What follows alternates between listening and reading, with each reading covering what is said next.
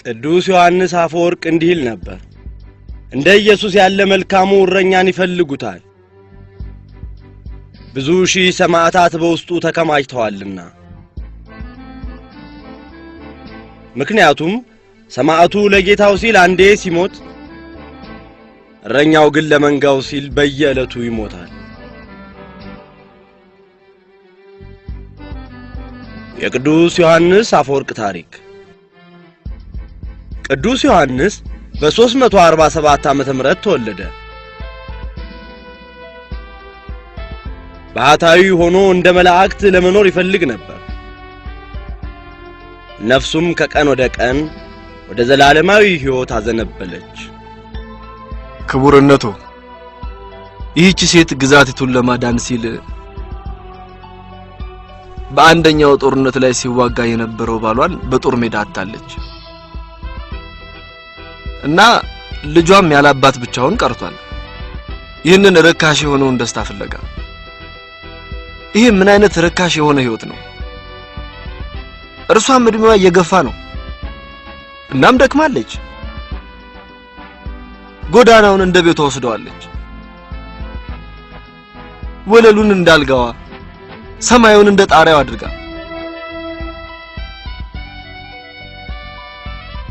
ሲርባት ስትታረዝ ክቡርነቱ በራባት ጊዜ ጥቂት ፍራፍሬዎችን ከአንድ ሀብታም እርሻ ወሰደች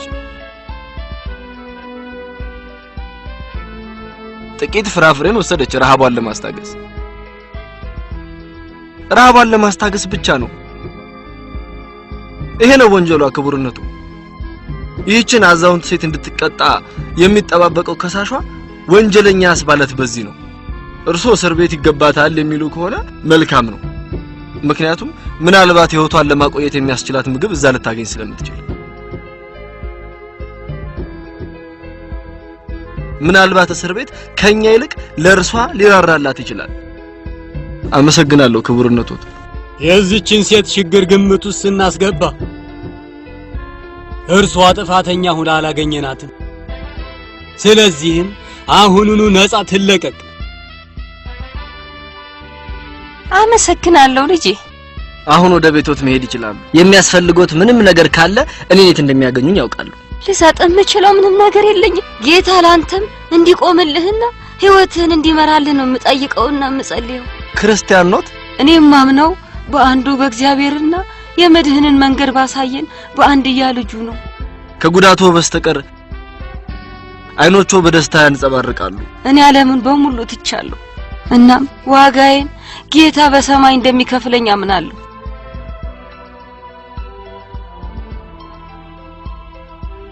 እንኳን ደስ ያለ ወንጀለኛዋን ነፃ ስላስለቀቅ ታውቃለህ ግን ለምስኪኖችና ለጭቁኖች መከላከል የትም እንደማይደርስ ምን ማለትህ ነው ማለቴ ብሩህ የሆነ ነገር ከፊት ይጠብቃል አንተ ነገሮችን አክረህ መያዝህ ከፍ ካለ ደረጃ ሊያደርስ ይችላል ይሄ ደግሞ ወደ ፍርድ ቤቱ መጠጋትን ይጠይቃል እንዲሁም ከከተማዋ ሀብታም ሰዎች ጋር ስለርሱ እርሳው ምሽቱን የምናሳልፍበት አንድ ቦታ እንፈልግ ይሄ ነው የሚገርመኝ ዮሐንስ ጧት ላይ ለተጨቆኑትና ለምስኪኖች ትከላከላለህ ነገር ግን ማታ ላይ ወደ ቡና ቤቶችና የማታ ጭፈራ ቤቶች ትሄዳለህ ቆይ እስቲ ዮሐንስ በትክክል የምትፈልገው ምንድነው? የምፈልገውን ባውቀው ኖሮማ እረፍት አገኝ ነበር። እዚህ በመከራ ውስጥ ነው ያለው ፒተስ፣ አማልክቱን እየተቃወምክ።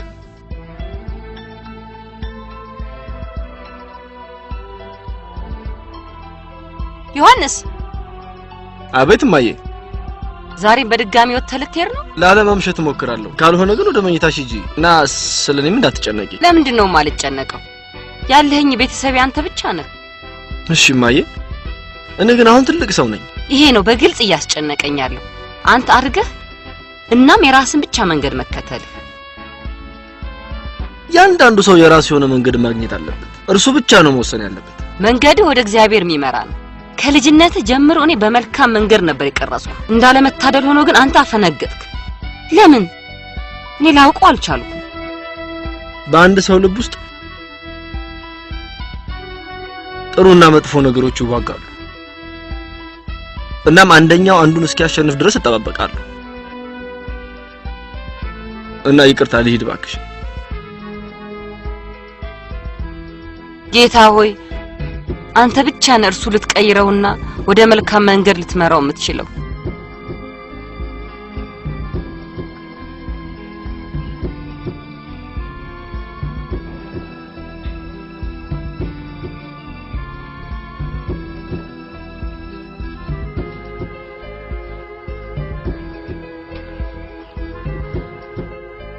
ሶቅራጥስን እንደምታስታውሰኝ ግን ታውቃለህ? ሶቅራጥስ? እየቀለድክ ነው? አዎ። ሶቅራጥስ መላ ህይወቱን ያሳለፈው እውነት ምንድነው በሚለው የቅዠት ፍልስፍና ላይ ነው። እውነት ነፃነትን ለማግኘት የሚፈልግ ማንኛውም ሰው የሚፈልገው ነገር ነው። ሶቅራጥስና የእርሱም ጊዜ በጣም ሩቅ ነው። ድሪያስ እኔ በምለው በማንኛውም ቃል ይስማማል። በሚገባ እስማማለሁ እንጂ በአሁኑ ሰዓት ልንይዘው የሚገባን መመሪያ ሃይማኖት አልባ መሆንና መመሪያችንም መደሰት ብቻ መሆን አለበት። ኤፒክረስ እንዳለው ኤፒክራኒዝም መሰረት የሚያደርገው ቁስ አካላዊነትን ምንም የሚመልስልን ወይም ወደ እውነት የሚመራ መንገድ የለውም። በኑሮ ውስጥ ያለው ብቸኛ እውነት ሞት ብቻ ነው።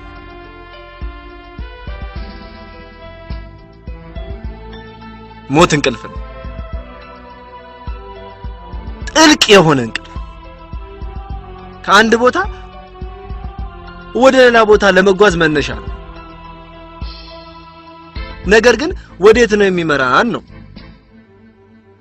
ይሄ ነው ጥያቄ መሆን ያለበት። ክቡርነቶት፣ በመጨረሻም ምን የምጠይቁት ቅጣቱ እንዲነሳለት ነው።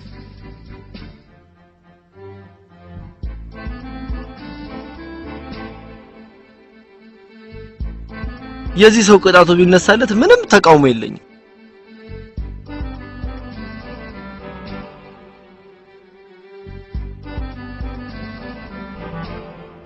ምህረት እንዲያገኝ ሲል ማጽኖታለሁ። አመሰግናለሁ ክቡርነቱ።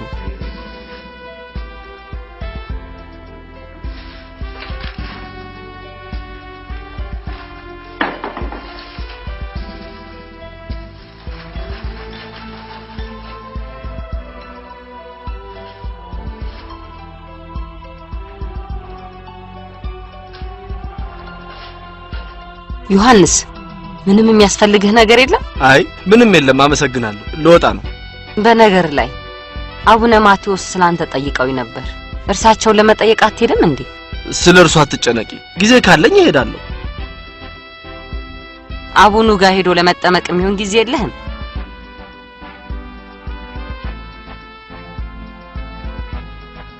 ተረድቼሻለሁ ማየ። ድጋሚ ስላንተ ከጠየቁኝ ምን ብዬ ልንገራቸው? ዮሐንስ እውነትን ፍለጋ ብሎ ጠፍቷል። እናም ሲያገኘው እርሶን ለማየት ይመጣል ባያቸው። ጌታ ሆይ ወደ መንገድህ ምራውና ልቡንም ለእምነት ብርሃን ክፈትለት።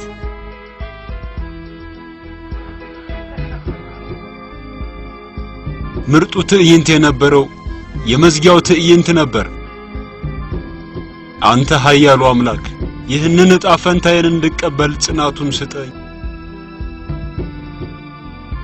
እድልህ ሞት ነው እንደምትፈልገው። ከወዳጄ ስለይ ሞት ሸቶኝ ነበር። የጌታውን ሚስትን ለሚመለከት አገልጋይ ባሪያ ቅጣቱ ሞት ነው። እኔ ፍቅር ውስጥ ስለሆንኩኝ ነው። እባክህን ማረኝ። ምህረት የሚያደርጉት ደካማ ስለሆኑ ነው። እኔ ግን ንጉስ ነኝ። ላንተ ምህረት አይገባም። በጣም ጥሩ ነው። በከተማው ውስጥ ያለ ምርጥ ጠበቃ እንደሆንክ ሁሉም ሰው ስላንተ ይመሰክራል። ለዚህም ነው አንዳንድ የምክር ቤቱ አባላት ዳኛ እንድትሆን ያጩ።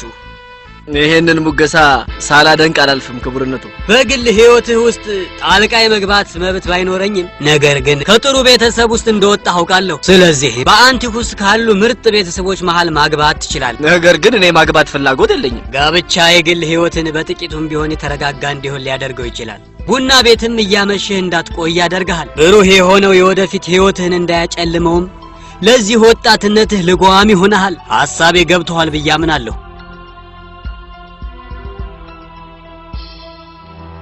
ምንድነው ቁዘማውና ትካዜው?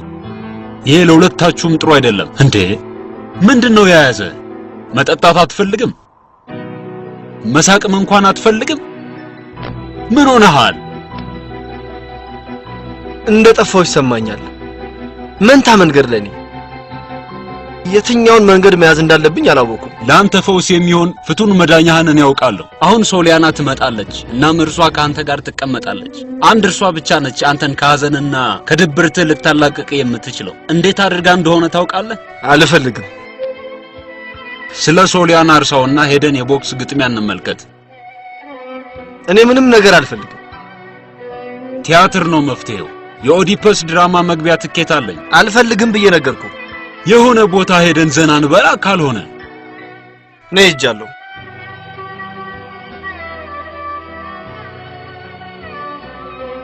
ምን ሆኗል? የምፈልገው ይሄ ሊሆን አይችልም።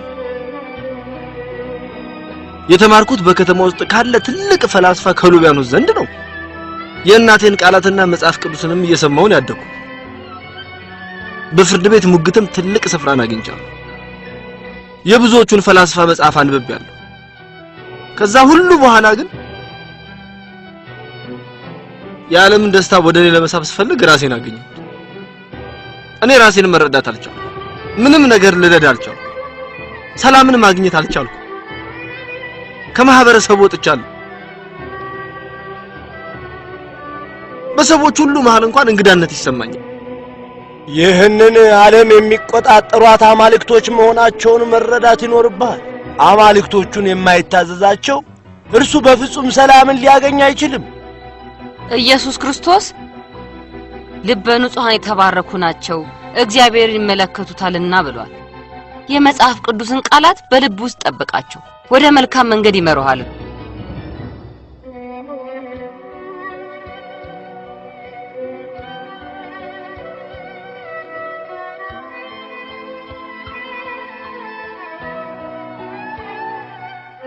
ጥበብን ማብዛት ምንም ፍሬ አያስገኝም፣ ችግር እንጂ።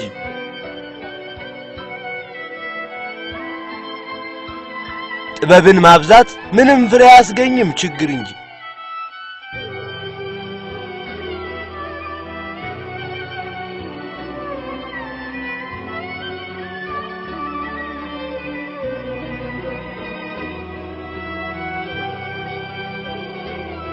ዮሐንስ። አቤት እማዬ። ምንም የሚያስፈልግህ ነገር የለም? አይ አልፈልግም። ለነገ ጉዳይ ጽፌ መጨረስ ያለብኝ አንድ በጣም አስፈላጊ ሆነ ማስታወሻ አለኝ። ከዛም ትንሽ ወጣ እላለሁ። እንደተለመደው ንጋት ላይ ነው የምትመጣው? እባክሽ እማዬ፣ ደክሞኛል። ልከተል ያልቻልኩት ምክርሽን ለመስማት ዝግጁ አይደለሁም። ዛሬ ምሽት አትወጣም። አንድ እንግዳ ሊጎበኝ ይፈልጋል። ለረጅም ዓመታት ያላየው ግን በጣም ወዳጅ ሆነ ሰው። ማንን ማለትሽ ነው? ጥርጣሬ ትክክል ነው። ባስሌዎስ። የተከበርከው ጓደኛ ዮሐንስ፣ ሁለታችሁንም ብቻችሁን ትቻችሁ ሊድና ለእናንተ የሚሆን ምግብ ላዘጋጅ። ግባ። መልእክት ልከሽበት ነው?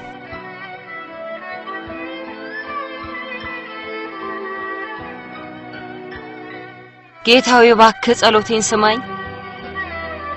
በግልጽ ለይቶ እንዲመለከት አድርገው። እጁን ያዝና ወደ ብርሃንህ መንገድ ምራው። ጌታ ሆይ እኔ የእምነት ፍሬ በልቡ ውስጥ ተክያለሁ። አንተ እንዲንከባከብና ፍሬ እንዲሰጥ አድርገው። እናም የመንግስተ ሰማያትን መንገድ እንዲያገኝ። ዮሐንስ ስንፈልገው የነበረው መንገድ ይሄ ነው። እኛ ማየት ያልቻልነውና ሁሌም ግን በፊታችን ያለው መንገድ ይሄ ነው። እንዴት እንግዳ የሆነ ነገር ነው! በአይኖች ውስጥ የሚንጸባረቀው ደስታ በፍርድ ቤት ውስጥ ያገኘኋት አንዲት ክርስቲያን የሆነች ሴትዮ አይኖች ውስጥ እንዳየሁት አይነት ነው። አንተም የጌታን መንገድ ስትከተልና ሕይወትህንም ለእርሱ አሳልፈ ስትሰጥ እንደዚህ አይነት ደስታን ታጣጥማለህ። እንድነቃ ነው ያደረከኝ። መጽሐፍ ቅዱስን እንድታነብ ፈልጋለሁ። ጥሩ የሆነውን ክፍል አንብቤያለሁ። ከልብህ እንድታነበው ፈልጋለሁ። ፍልስፍናና ሎጂክን ስናጠና ብቸኛው መሳሪያችን የነበረው አእምሮአችን ነበር። ወደ ጌታ ለማምራት መሳሪያ መሆን ያለበት ልብህ ነው።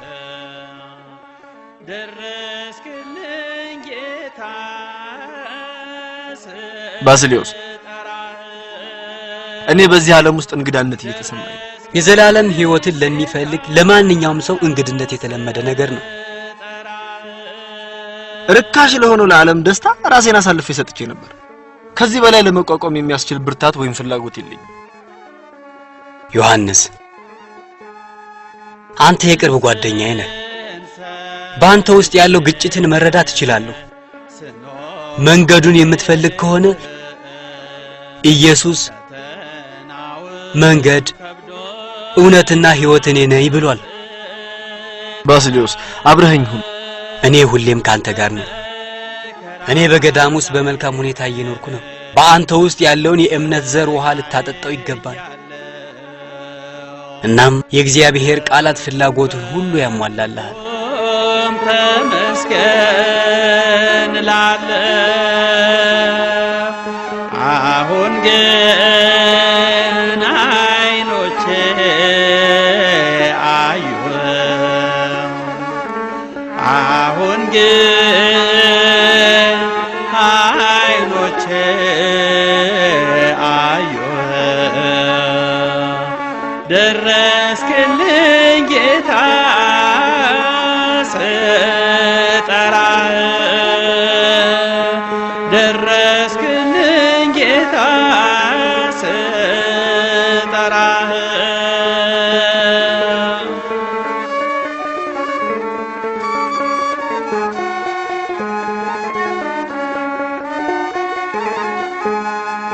ሀብትና ንብረቴን ልጆቼን አጥቼ አካላቴ ተልቶ ጎስቆዬ ከርፍቼ ሁሉም ሲጸየፈኝ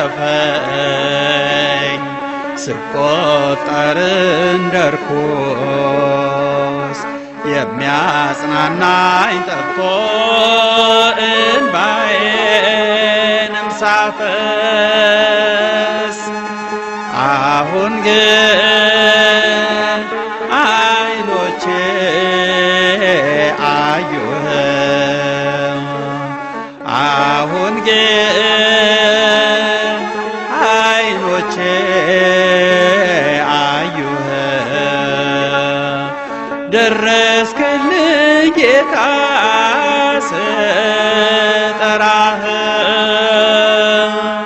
ደረስክልኝ ጌታ ስጠራህ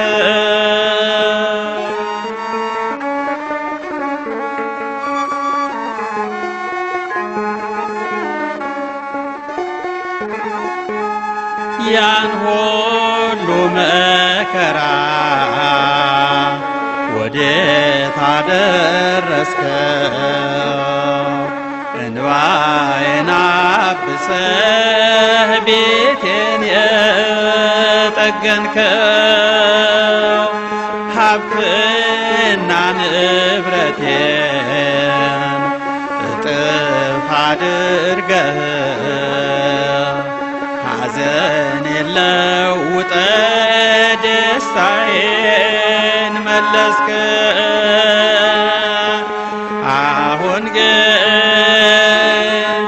አይኖቼ አዩህ አሁን ግን አይኖቼ አዩህ ደረስክልኝ ጌታ። እማዬ ስፈልገው የነበረውን መንገድ በመጨረሻ አገኘሁት። በልቤ ውስጥ የዘራሽው የእምነት ዘር ፍሬን ማፍራት ጀምሯል። አንቺ እንድከተለው ትፈልግ የነበረውን መንገድ መከተል ጀምሬያለሁ። ግን እኔ ምንድነው እሱ? ዮሐንስ ራስን መግለጽ አልቻልክም? ተናገር። ነፍሴ የምትፈልገው እንደ መነኩሴ ሆኖ መኖር ነው። እናም ያንን እንዳሳካ እንድትረጂ ነው የምፈልገው። በአንተ ደስ ቢለኝም የሚያስፈራኝ ግን ምንድነው የሚያስፈራሽ? ብቸኝነቱን ነው የፈራሁት። በህይወቴ ውስጥ ደስተኛ ሆንኩባቸው ቅጽበቶች በጣም ትንሽ ናቸው። ከአባትህ ጋር ለ4 ዓመታት ነው የኖርኩት። ከዛም እሱ ሞተ። በዛን ጊዜ 20 ዓመቴ ነበር። ከእድሜ በላይ የሆነ ኃላፊነት ለመሸከም ተገደድኩ። ሁሉም ሰው ድጋሚ እንዳገባ ይመክረኝ ነበር። እኔ ግን ተቃወምኩ። የመልካሙን ባለቤቴን ቦታ ማንም ሰው እንዲወስድ አልፈቀድኩ። እና በህይወቴ ሙሉ በቁርጠኝነት ላንተ ስለመኖር ወሰንኩ። አንተ ለማሳደግ ብዬ በብዙ ውጣ ውረዶች ውስጥ በጽናት አልፌያለሁ።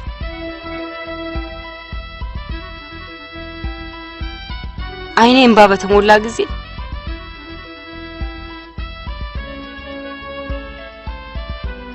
ልታብስልኝ የምትችለው አንተ ብቻ ነህ ብዬ ለራሴ እል ነበር።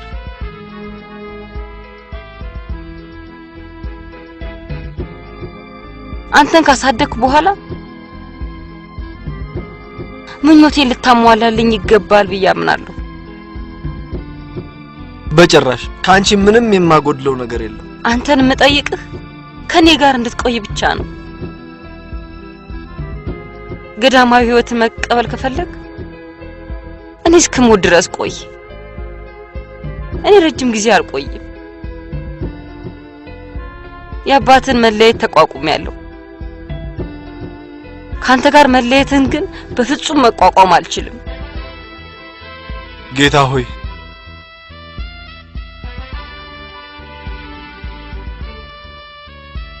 አሁን ከምንም በላይ የሚያስፈልገኝን ጥበብ ስጠኝ። መከተል ወዳለብኝ መንገድ አንተ ምራኝ።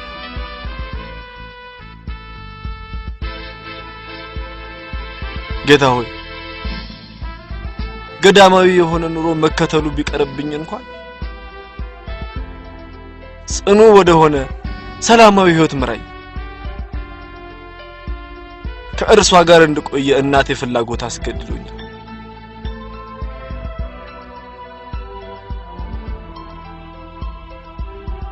ኢየሱስ ሆይ ውሳኔ ስህተት ነበር ወይስ መቀበል የነበረብኝ ምርጫ ይሄንን ነበር?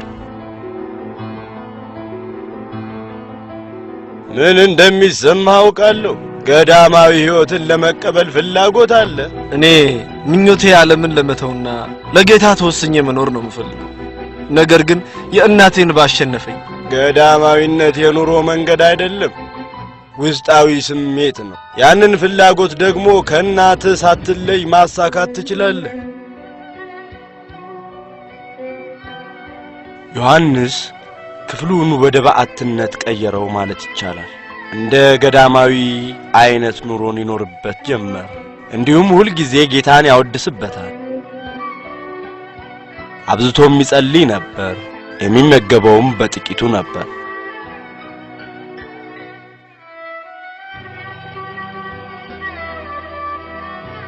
የሚተኛውም መሬት ላይ ለትንሽ ሰዓት ያህል ነበር።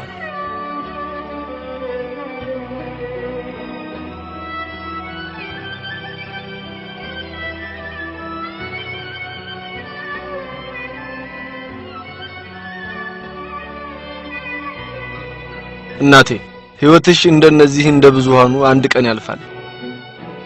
እናም ትውስታ ትሆኛለሽ። መርሳት የተፈጥሮ ባህሪያችን ነውና ጌታ ሆይ እባክህ በሰማይ ተቀበላት፣ በጻድቃንና በቅዱሳን መሃል ቦታ አዘጋጅላት።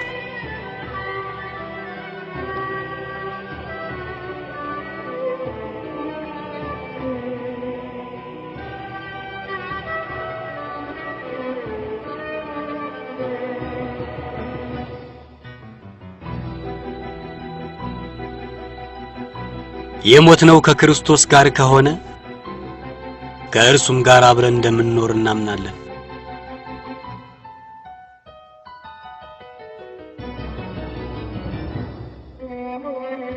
በገዳም ውስጥ መኖር ማለት ከምድር ወደ ሰማይ እንደመነጠቅ ነው።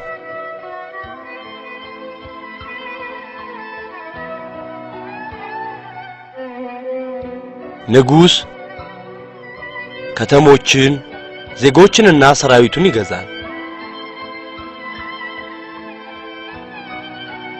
መነኩሴ ግን ራሱን ነው የሚገዛው።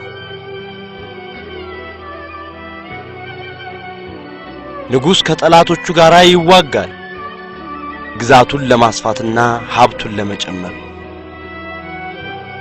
መነኩሴ ግን ከሰይጣን ጋር ይዋጋል፣ ነፍሳትን ለመምራት።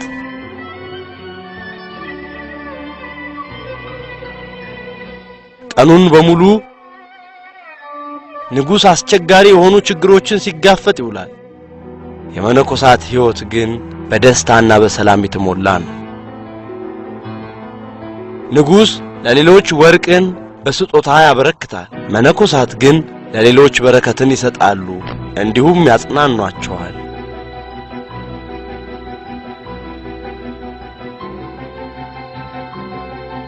ዮሐንስ ለ4 ዓመታት ከሌሎች መነኮሳት ጋር በካሳውስ ገዳም ውስጥ ኖረ።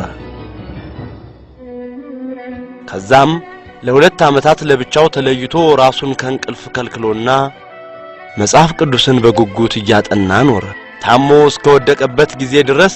ስለዚህም ወደ አንቲክ ተጓዘ ሕክምና ፍለጋ። እርሱም በ386 ዓመተ ምህረት የቅዱስ ጳውሎስ ቤተክርስቲያን ካህን ሆነ። ጌታ እናንተን ለመባረክ እኔን ስለተጠቀመብኝ አመሰግነዋለሁ።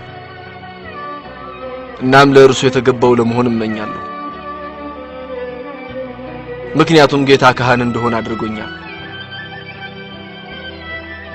አብረን ደረታችንን እየደቃን ይቅርታን ጠይቅ፣ እንዲሁም የጌታን ምህረት እንድናገኝ፣ እንዲሁም እኔም ቅስናዬን በሰላም እንድፈጽም።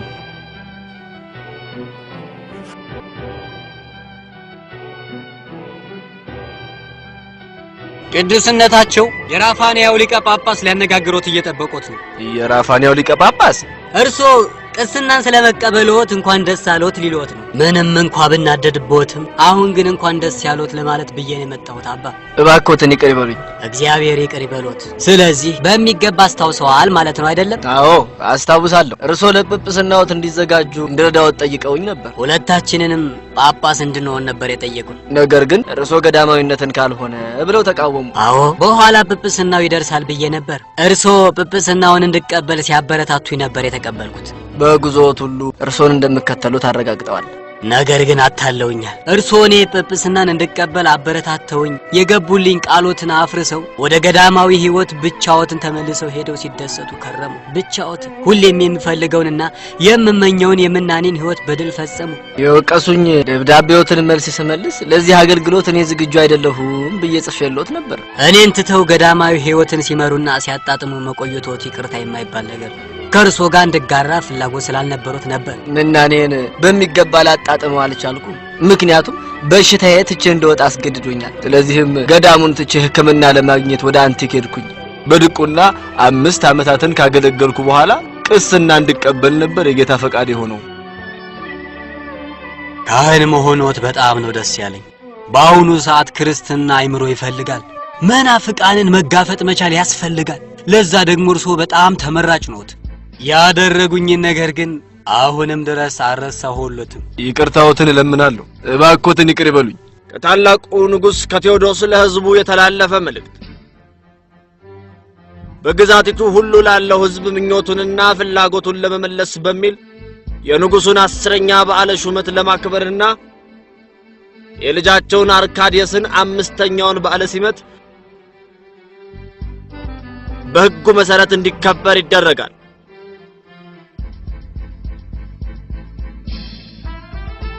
ይህንንም ወሳኝ በዓል የግዛቲቱን ክብር በጠበቀ መልክ ለማክበርና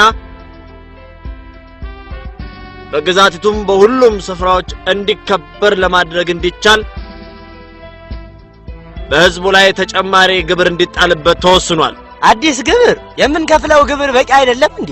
የበፊቱንም ግብር መክፈል አልቻልንም። እንደገና አዲስ ግብር ትጥሉብናላችሁ። የግድ መክፈል አለባችሁ። እናም በዓሉ በሰዓቱ እንዲከበር ለማድረግ እኛ ምንም ፈንጠዝያ አንፈልግም። እኛ የምንፈልገው ልጆቻችንን መመገብና እንዳይበርዳቸው ልብስ ልናለብሳቸው ነው የምንፈልገው። ይሄን መያዙ የትም አያደርሶትም። አዋጁ የታተመው በንጉሡ ነው። ንጉሡ እኛ እንዴት እንደምንኖር ቢያውቁ ኖሮ በእኛ ላይ አዲስ ግብር ባልጣሉ ነበር።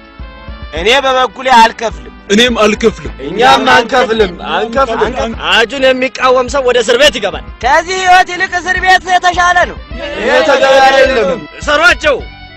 ይሄ ቅስፈት ነው። ምን አይነት ነገር እንደሚያስከትልም አይታወቅም።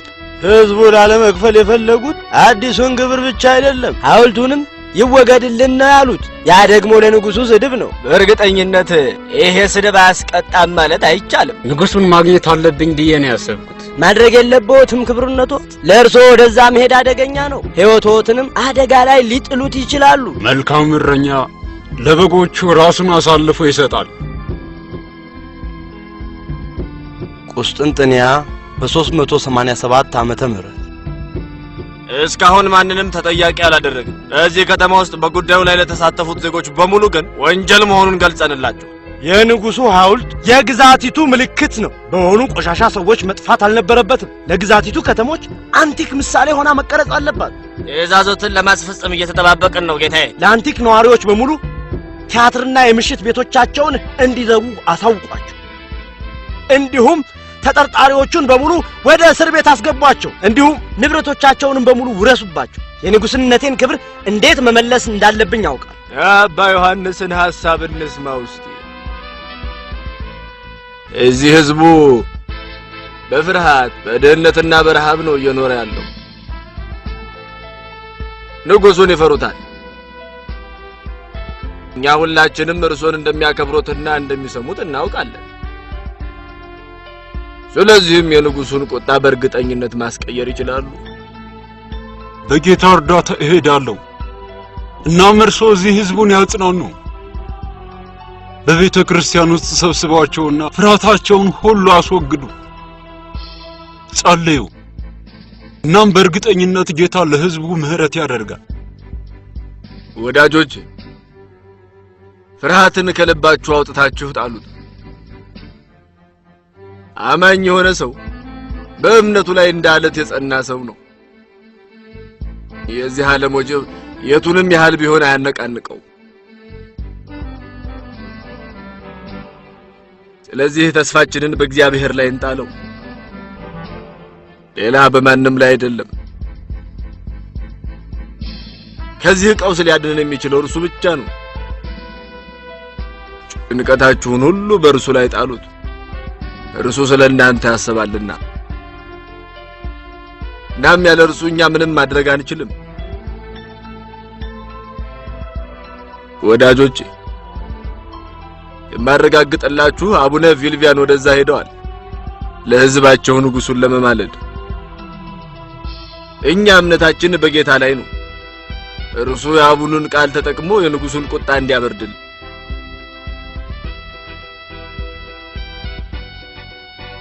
በጌታ ኃይል ላይ እምነት ይኑራችሁ።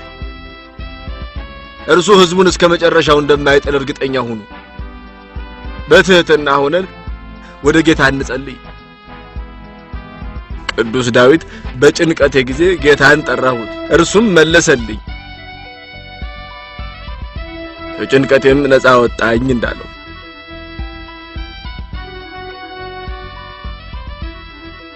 የእርሶ መምጣት ታላቅ በረከት ነው። ነገር ግን ትእዛዜን አዝዣለሁ፣ እንደገና ልመልሰው አልችልም። የአንቲካ ሰዎች በተፈጠረው ነገር በሙሉ ተጸጽተዋል። እናም እርሶ ይቅርታ እንደሚያደርጉላቸው ተስፋ አድርገዋል። ይቅርታ የደካማነት ምልክት ነው እና እኔ ደግሞ በጭራሽ ደካማ ሆኜ አላውቅም። ህዝቦት እንዲወዶት ነው ወይስ እንዲፈራዎት ነው የሚፈልጉት? እኔ እየወደዱ ከሚሰድቡኝ ይልቅ የምመርጠው እንዲፈሩኝና እንዲያከብሩኝ ነው። የአንቲክ ሰዎች ለንጉሱ ታማኝ ናቸው። ጠላቶችም ስላሉ ይህንን እድል በመጠቀም እንዳያባብሱት ባይደክሙ ይሻሎታል። ምክንያቱም ምንም ጥቅም የለውም። እነዚህ የኔ ቃላት አይደሉም። እኔ የመጣሁት በእግዚአብሔር ስም ነው። እግዚአብሔር መልካም ነው። እናም የተሳሳተ ሰው መቀጣት አለበት። የህዝቡን በደልና መተላለፋቸውን ይቅር ቢሏቸው ጌታ እርሶንም ይቅር ይሎታል። ስድቡን እንዲቀበል ነው የሚፈልጉት?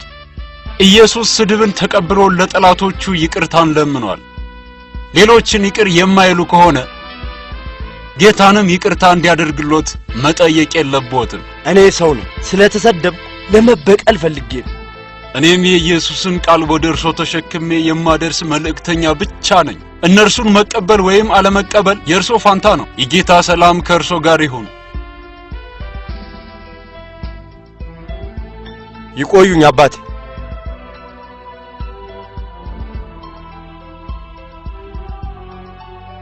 በጸሎቶ ያስቡ። ስለዚህ ለሕዝቦት ያረጋግጡለት። እናም በጸሎታቸው አስቡ። የድንግል ማርያምና የቅዱሳኑ ጸሎት ከእርሶ ጋር ይሁንልዎት። ከኔ ጋር መከራውን ስለተጋፈጣችሁ በጣም ደስ ብሎኛል። መጽሐፍ ቅዱስ መከራን የሚታገስ እርሱ የተባረከ ነው፣ ምክንያቱም ፈተናውን በጽናት ካለፈ እግዚአብሔር ለሚወዱት ቃል የገባላቸውን የሕይወትን አክሊል ይቀበላልና። ይህ ታላቅ ትምህርት ነው ለሕዝቡ። እርሶ ከተመለሱ በኋላ የአንቲክ ህዝብ ድጋሚ እንደተወለደ ያህል ነበር። እነርሱ የተመለከቱት ጠፍቶ እንደተመለሰው ልጅ ነው፣ ሞቶ እንደነበረና በድጋሚም በሕይወት እንዳለው። ማን ነው የጠፋውና የተገኘ? እድሉን ተጠቀሙበት። በቤተ ክርስቲያን ውስጥ ማስተማሮትን ቀጥሉ። እነርሱን ወደ መልካም ጎዳና እንዲመልሷቸው። ብዙዎቹ መከራና ስቃዮች የሚመነጩት እምነት ማጣት ነው። በጌታ ሳይሆን በራሳችን ላይ ከመታመን ነው የሚመነጩ። ነገር ግን በጌታ ብንታመንና ቃሉንም ብናምን ለመዳናችን መሰረት ይሆነናል። በዛም የጌታ ፍላጎት የሰው ልጅ ረፍትን እንዲያገኝ ነው። በደል መስራት የሰው ልጅ ባህሪው ነው። ነገር ግን በበደሉ የሚቀጥል እርሱ ግን ከሰው ልጅነት ይወጣል፣ እናም ሰይጣን ይሆናል። በምላሳችን እየጸለይን በአእምሯችን ወደ ኢየሱስ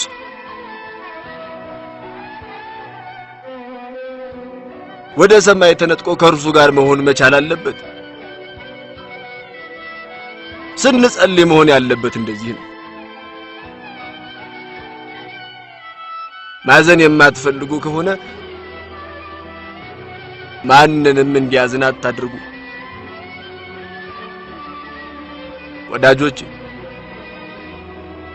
እግዚአብሔርን የማያውቅ እምነት አልባ ልትሆኑ አይገባም። እውነተኛ ክርስቲያኖች ከሆንን መከራን ሳይከፋን መቀበል አለብን። ሲራክ ልጄ፣ የመጣኸው ጌታን ለማገልገል ከሆነ ራስህን ለመከራ አዘጋጅ እንዳለው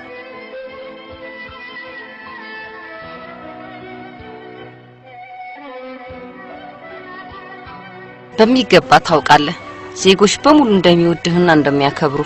የምርሽን ነው? ምን ማለትህ ነው? አባቴ አጼ ቴዎዲያሶስ በሕዝቡ ዘንድ በጣም ይወደድ እንደነበረ ታውቂያለሽ። እርሱ ከሞተ በኋላ የእርሱን ቦታ ተክቼ በትረ መንግስቱን ያስኩ። ነገር ግን ለዓመታት በመንበሩ ላይ በሆነም እንዳለመታደል እርሱ በሕዝቡ ዘንድ ያለውን ቦታ የተካው አይመስለኝም። በማንኛውም ንጉስ ይሄ የተለመደ ነው፣ ለሕዝቡ መጨነቅና ማሰብ። ቃሎችሽ ያጽናኑኛል። አትጠራጠር። በንግስና ዘመኖች የተሻለ ነገር እንደምታደርግ አትጠራጠር። በትክክል የአንቺ ከጎኔ መሆን ያጠነክረኛል። የዜጎቹንም ጉዳዮች በማዘጋጀት ትረጅኛለሽ። ለኔ ታላቅ ደስታ ነው ያንተ ሚስት ሆኜ ካንተ ጋር በመቆሜ። በሩ እየተንኳኳ ነው። ቆልፌዋለሁ። የሆነ ሰው ያንኳኳ ነው። መጥፎ ጊዜ ላይ ምንድነው እሱ? ጠቅላይ ሚኒስትሩ ጥቂት የፍትህ አካል የሆኑ ሰዎችና ጳጳሳት እርሶን ሊያነጋግሩት ይፈልጋሉ። ተኝቻለሁ ብለህ ንገራቸው። ክቡርነቶት፣ በችሎት ውስጥ እኮ የእርሶ መገኘት አስፈላጊ ነው። ነገር ግን ከአንቺ ጋር በፍቅር መሆን እፈልጋለሁ። ክቡርነቶት። ጠቅላይ ሚኒስትሩ የህግ ሰዎችና ጳጳሳትን በአንድነት ሆናችሁ የተሰበሰባችሁት የሆነ የእኔን ውሳኔ የሚፈልግ ነገር ቢኖር ነው። እኛ ሁሌም የንጉሱ ጥበብ ያስፈልገናል፣ በተለይ በአስቸኳይ መፍትሄ የሚያሻው ነገር ሲያጋጥመን። በትክክል የቁስጥንጥንያ ህዝብ በአቡነ ኔክታሪዮስ ሞት ከፍተኛ የሆነ ሐዘን ተሰምቶታል። ህዝቡ ምን ያህል ይወዳቸው እንደነበር አውቃለሁ። ግን ምንድነው ማድረግ ያለብን? የእግዚአብሔር ፈቃድ ነው። ስለዚህም ህዝቡ ያንን መቀበል አለበት።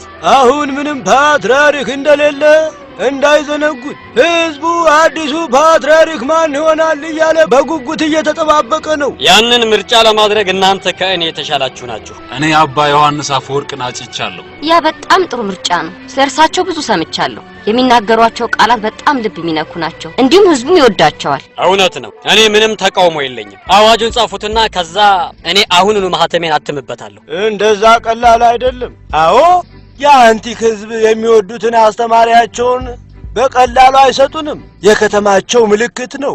ንጉሱ እርሱን ፓትርያርክ እንዲሆን በማህተሙ ቢያጨውም እንኳን አባ ዮሐንስ በአንቲክ ውስጥ ነው የሚያገለግሉት። ለ12 ዓመታት ያህል ህዝቡ እርሱ ሊሄድ መሆኑን ሲያውቁ ልንቋቋመው የማንችለው ችግር ሊገጥመን ይችላል። ስለዚህ ምንድነው መፍትሄው? ጉዳዩን ለኔ የሚተውልኝ ከሆነ ጉዳዩን በራሴ መንገድ ልመለከተው እችላለሁ። ምንድነው እርሱ? በጣም አስፈላጊ ለሆነ ጉዳይ እንደምትፈልጉኝ ሰምቼ ነበር። አንቲክ ድረስ ተጉዛችሁ እንድትመጡ ያደረጋችሁ ምንድነው? የሆነ ልንጠይቆት የፈለግነው ነገር አለ። እናም እንደሚፈጽሙልንም ተስፋ እናደርጋለን። የሚቻለኝ ከሆነ አደርጋለሁ። ከኛ ጋር እንዲመጡ እንፈልጋለን። የአንድ ሰማዕትንም አጽም እንዲጎበኙልን። ስለ እርሶም በዝና የሰሙት ቤተሰቦቹም የእርሶን ትምህርት በጉብኝቶት ወቅት ሊሰሙ ይፈልጋሉ። ጉዳዩ ያማ ከሆነ በረከቱ እንደውም ለኔ ነው። እንዲሁም እነርሱ የፈለጉትን ማድረግ ግዴታዬም ጭምር ነው። መቼ ነው ለመሄድ ያሰባችሁት? አመሻሹ ላይ ሳይታወቅ ማታ ላይ ከከተማው ይዘዋቸው ሊሄዱ ነው። እርሳቸውም ራሳቸው ንጉሱን ለማግኘት እንደሚሄዱ አላወቁም። አባ ዮሐንስ ለዚህ ቦታ የሚመጥኑ ሰው ናቸው። የእርሳቸውን ብዙ ስብከቶች ሰምቻለሁ። ቃሎቻቸው ደስ የሚሉ ናቸው። ልብ ውስጥ ዘልቀው በመግባት የሚያሳምኑ ናቸው። እንደሚሉት ከሆነ የአንቲክ ህዝብ ይቆጣል ነው የሚሉት። አባ ዮሐንስ በአንድ ቀን ትተዋቸው እንዲሄዱ ሲሰሙ የሚያምኑ አይመስለኝም።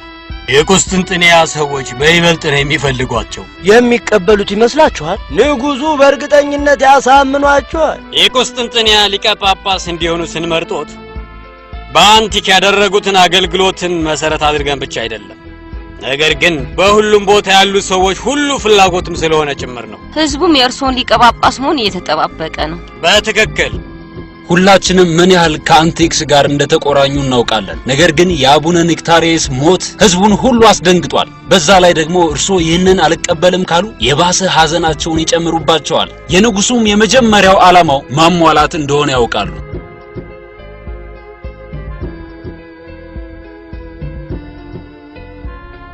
ይሄ አምላክ ፈቃድ ከሆነ በትህትና ከመቀበል ውጭ እንዴት ልቃወም እችላለሁ?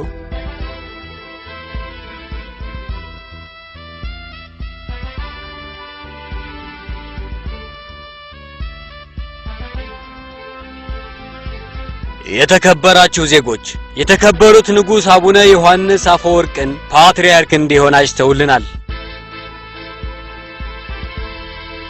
ስለዚህም የቁስጥንጥንያ ህዝቦች እንደገና ደስ ሊላችሁ ይገባል። አቡነ ዮሐንስም ተቀብለውታል። ከዛም በ398 ዓመተ ምህረት ዮሐንስ አፈወርቅ የቁስጥንጥንያ ፓትርያርክ ሆነው ተሾሙ። የአሌክሳንድሪያው ሊቀ ጳጳስ አቡነ ቴዎፍሎስም የእርሳቸውን ሹመት አስፈጸሙ።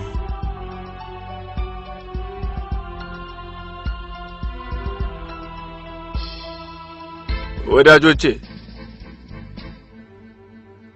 ከእግዚአብሔር በኋላ በልቤ ውስጥ ትልቅ ቦታ የምሰጠውና ከእናንተ ይልቅ የማከብረው ሌላ የለም። እኔም ማረባ ምስኪን ሰው ነኝ።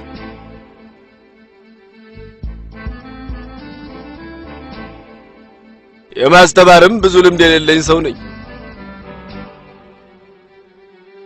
ነገር ግን ይህንን የተሰበሰበ ሕዝብ ስመለከት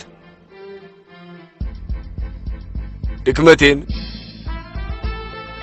ድህነቴንና ብቃት አልባነቴን ረሳዋለሁ። እግዚአብሔር ይባርኮት ቅዱስነቶት። እርሶ ታላቅ በረከታችን ኖት። እርሶ ታላቅ በረከታችን።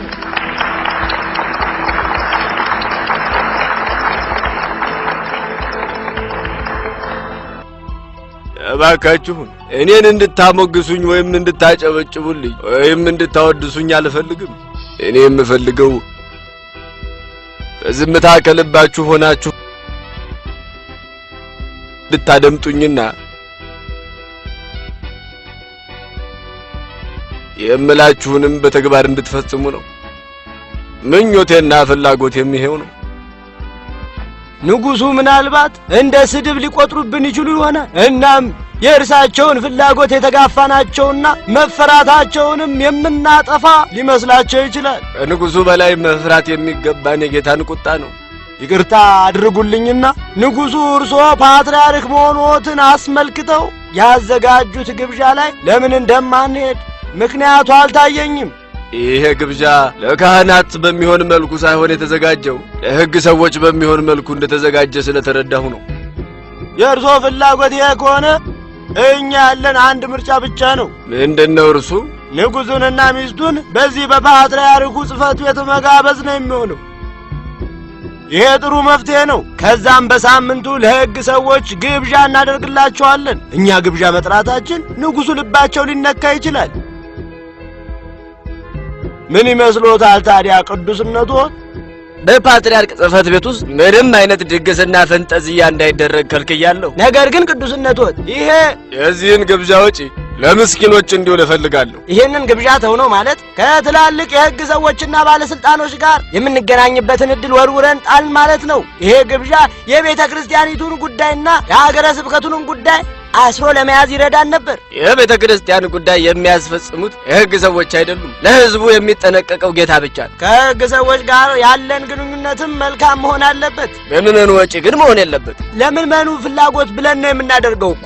ጠቅላይ ሚኒስትሩ አትሮፒየስም ማስረጃ ሊሆን ይችላል። በአንድ ወቅት ቤተ ክርስቲያን ጥገኝነት የመስጠት መብቷን ለመንጠቅ የሚያስችለን አዋጅ ሊወጣ ሲል ከእርሱ ጋር ባለን መልካም ግንኙነት የተነሳ ቃሉን እንዲያጥፋ አድርገነዋል። ግንኙነታችን መልካም ካልሆነ ይህንን አዋጅ በማንኛውም ሰዓት መልሶ ሊያነሳው ይችላል። ጠቅላይ ሚኒስትር አትሮፒየስን አሁኑኑ ለማግኘት እሞክራለሁ። ብዙ ነገሮች ላይ ገደብ ሊኖረን ይገባል። የእርስዎ ጉብኝት ለኛ ትልቅ በረከት ነው። እኛ ተስፋ ስናደርግ ነበር ቅዱስነቶ። እነርሱ እንዳሉኝ ከሆነ ንግሥት ኤፍዶኪያ ከመላው ዓለም ያለውን ጸጋና ክብር ትሰማለች። ኦሎምፒየስ ደግሞ የዓለምን ጸሎት ትሰማለች አሉ። እናት ኦሎምፒየስን ለማግኘት ፍላጎት ነበረኝ። የክርስቶስ ልጆችን ለማገልገል ራሷን አሳልፋ የሰጠች ሴት ነች። ጌታ በጣም መልካም አድርጎልኛል፣ የእርሱ ልጆች እንዳገለግል ስልጣኑን ስለሰጠኝ። እዚህ እያደረግሽ ስላለው መልካም ሥራሽ ሰምቻለሁ። ምስኪኖችን ደናግላንንና መበለቶችን ታገለግያለሽ። እግዚአብሔር ይባርክሽ። ብዙ የነበረው ሀብትሽንም ለምስኪኖች እንደሰጠሽም ሰምቻለሁ። የወሰድኩት ከጌታ እጅ ነው፣ የሰጠሁትም ከእርሱ እጅ ላይ ወስጄ ነው። ምጽዋትሽ እንደው ለማንኛውም ሳይሆን በትክክል ለምስኪኖች መድረሱን አረጋግጪ። እንዴት ቅዱስነቶት? ምሩኝ እስኪ። ሁላችንንም የሚመራን ጌታ ነው። ለምስኪን የቸርነትን ቃላት መስጠቱ ብቻ በቂ አይደለም። ምስኪኖች ራሳቸውን ለማቆየት የሚያስፈልጋቸው ምግብ ነው እና ሲበርዳቸው የሚያሞቃቸው ልብስ ነው የሚፈልጉት። በጣም ብዙ ምስኪን ሰዎች እኮ ነው ያሉት። ከየት ነው የሚበቃንን ገንዘብ ማግኘት የምንችለው? በተለይ የፓትርያርኩ ጽሕፈት ቤት ሀብት ተሟጦ ባዶ ሆኗል። የቤት ዕቃዎቹን የምንጠግንበትና ቤቱን መልሰን የምናድስበት 50 የብር ሳንቲሞች እንኳን የለንም። እሺ ቅዱስነቶት፣ የቤቱ ዕቃዎችና ቀለሞች ጥሩ መሆን አለባቸው። ስለዚህም ሀብቱ አልተሟጠጠም ማለት ነው። 50 የብር ሳንቲሞች አሉን ማለት ነው። እሺ እንዳሉ ቅዱስነቶት። የአትናቴያስን ቤተክርስቲያን ስጎበኝ ብዙ እምነበረዶችና አልባስጥሮስ በእንግዳ ክፍል ውስጥ አይቻለሁ። ለምንድን ነው የተቀመጠው? አቡነ ኒክታሬስ ቤተክርስቲያናቱን ሲያድሱ ተርፎ የተቀመጠ።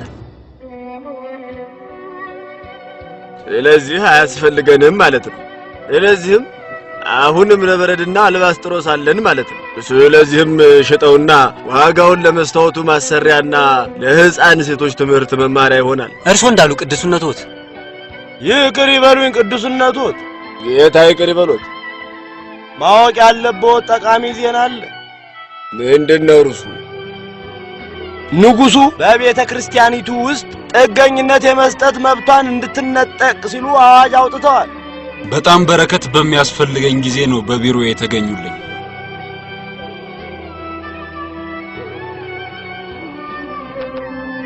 ነገር ግን ንጉሱ የህዝቡ ወሳኝ ፍላጎት ካልሆነ በስተቀር በማንኛውም ጉዳይ ላይ በጭራሽ እንደማይስማሙ ያውቃሉ።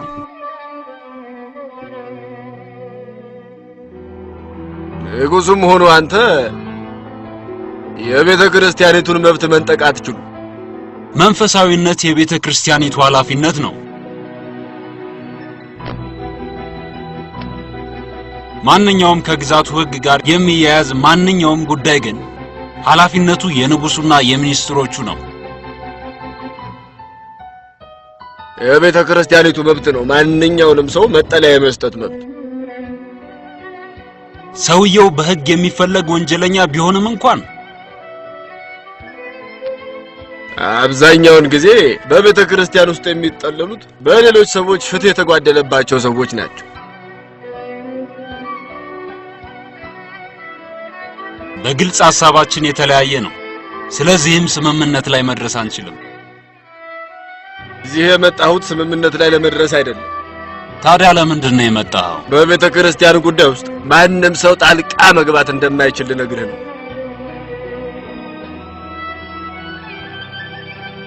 ንጉሱ ራሳቸው እንኳን ቢሆኑም እኔ ከንጉሱ ጋር ለመቃረን አልፈልግም። ነገር ግን የቤተ ክርስቲያኒቱ ህጎች ይከበሩ። ቆይ ዮሐንስ፣ እኔ ምኞቴ ጓደኞች እንድንሆን እንጂ እርስ በርስ የምንጎዳዳ ጠላቶች እንድንሆን አልፈልግም። ማንም ሰው ሰውን ሊጎዳ አይችልም፣ ሰውየው ራሱን ካልጎዳ በስተቀር።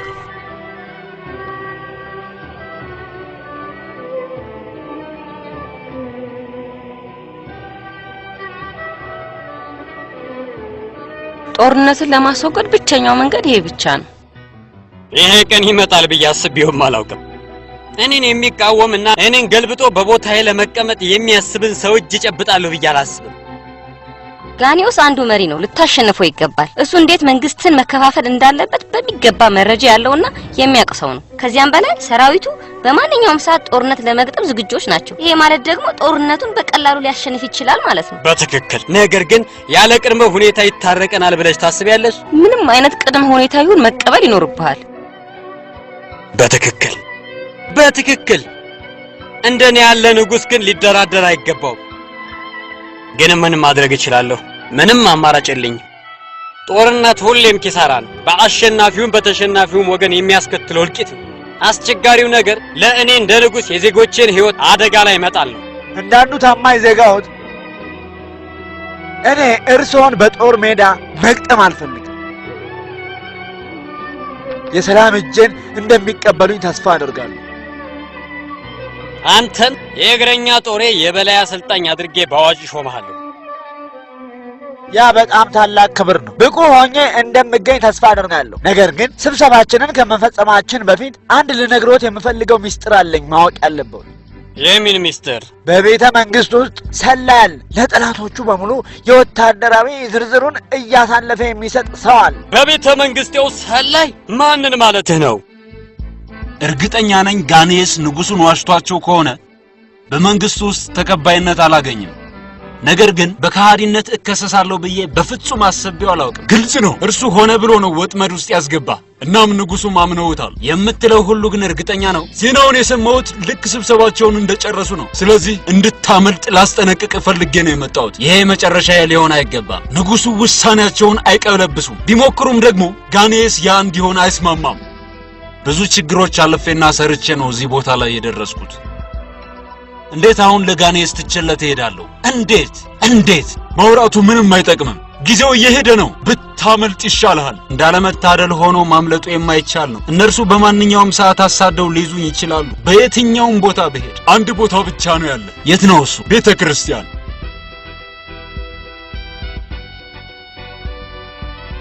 እግፋት ፊትን ማዞር ብቻ በቂ አይደለም። ከክፋት መሸሽ የመጀመሪያው ደረጃ ነው። ወደ ስነ ምግባር የሚመራን መንገድ ብቻ ነው። መንግሥተ ሰማያትን መፈለግ። በዚህ ሐዘን አለ፣ በዚያ ግን ማዘን የለም። እዚህ ሞት አለ፣ በዛ ግን ሞት የለም።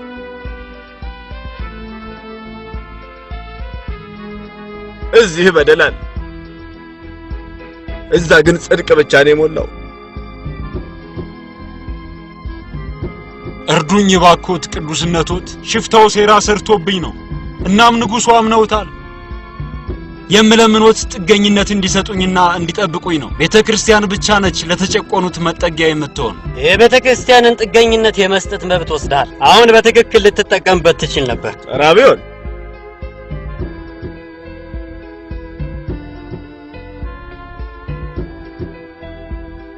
የከንቱ ነው። ይሄ ሁሉ ከንቱ ነው። ንፋስንም እንደመከተል በግድግዳና በልብሳችሁ ላይ ሁሉ ጻፉት፣ በልባችሁ ውስጥም ከትቡት። እናም የተከበረው አትራቢዮስም መጥቷል። ሀብታም የነበረ ሰው፣ ትልቁን ስልጣን ይዞ የነበረ ሰው ወደ እናት ቤተክርስቲያኑ መጥቷል። ወደ ቀደመችው ቤተክርስቲያን። እርሱ በአንድ ወቅት በኃይል ይፈታተናት ነበር፣ ይቃወማት ነበር።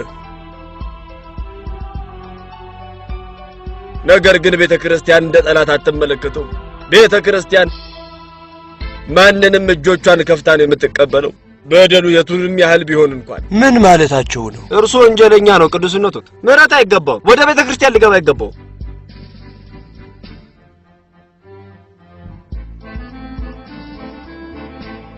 ነገር ግን የጌታ ሕግ እንደዛ አይደለም የሚለው። ኢየሱስ ጠላቶቻችሁን ውደዱ፣ የሚረግሟችሁንም መርቁ፣ የሚጠሏችሁንም መልካም አድርጉላቸው፣ እንዲሁም ለሚያሳድዷችሁም ጸልዩላቸው።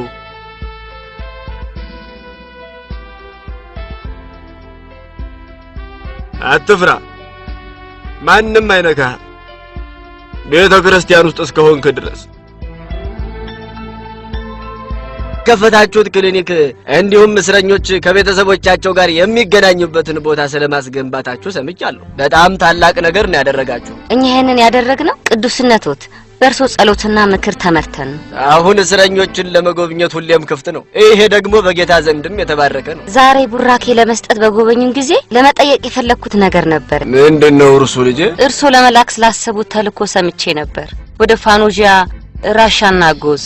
እውነት ነው፣ በጣም ጠቃሚ ነገር ነው። ነገር ግን ብዙ ገንዘብ ያስፈልጋል። የሚያስፈልጉንን ነገር በከፊል እስክናገኝ ድረስ ላራዝመው ወስኛለሁ። ስለዚህም በእኔ ተናደውብኛል ማለት ነው። ለምን እንደዛ ታያለሽ? ምክንያቱም እኔ መስጠት የምችለው ገንዘብ ነው፣ እርሶ ግን ሊያስቡት አልፈለጉም።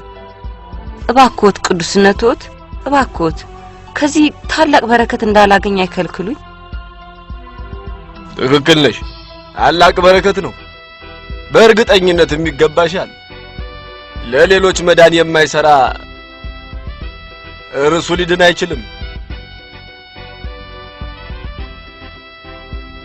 ይሄ በጭራሽ የመጨረሻው ሊሆን አይችልም። ንጉሥ ውሳኔውን አይሽርም። እናም ከሞከሩም ደግሞ ጋኔስ አይተውትም።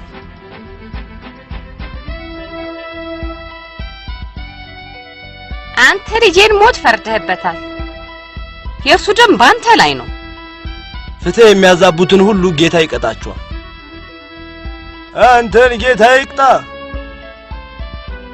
ማረኝ፣ አንተ ወደፊቴን አጨልመህብኛል። ፍትህ ማዛባትን ጌታ በፍጹም አይቀበለው። የእርሱ ደም ባንተ ላይ ነው። ፍትህ የሚያዛቡትን ጌታ ይቀጣቸዋል። ጌታ አንተንም ይቅጣ።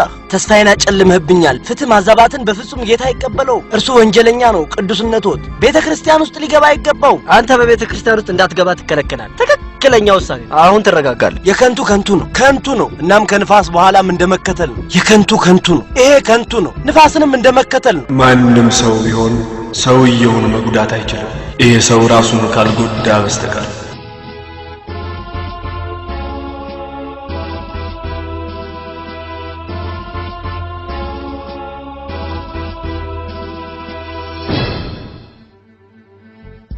አይኖቼ በለቅሶ ብዛት ሊጠፉ ነው። ሳይገባኝ ለዚህ ከፍ ላለ ማዕረግ በመብቃቴ ምክንያት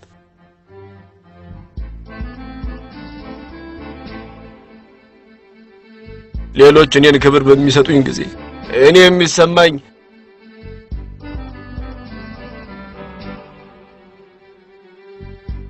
ግቡ።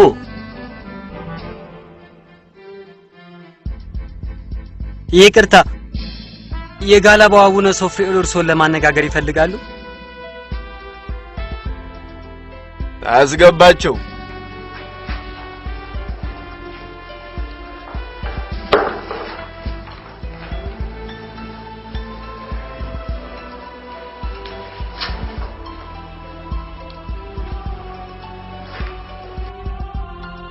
ጌታ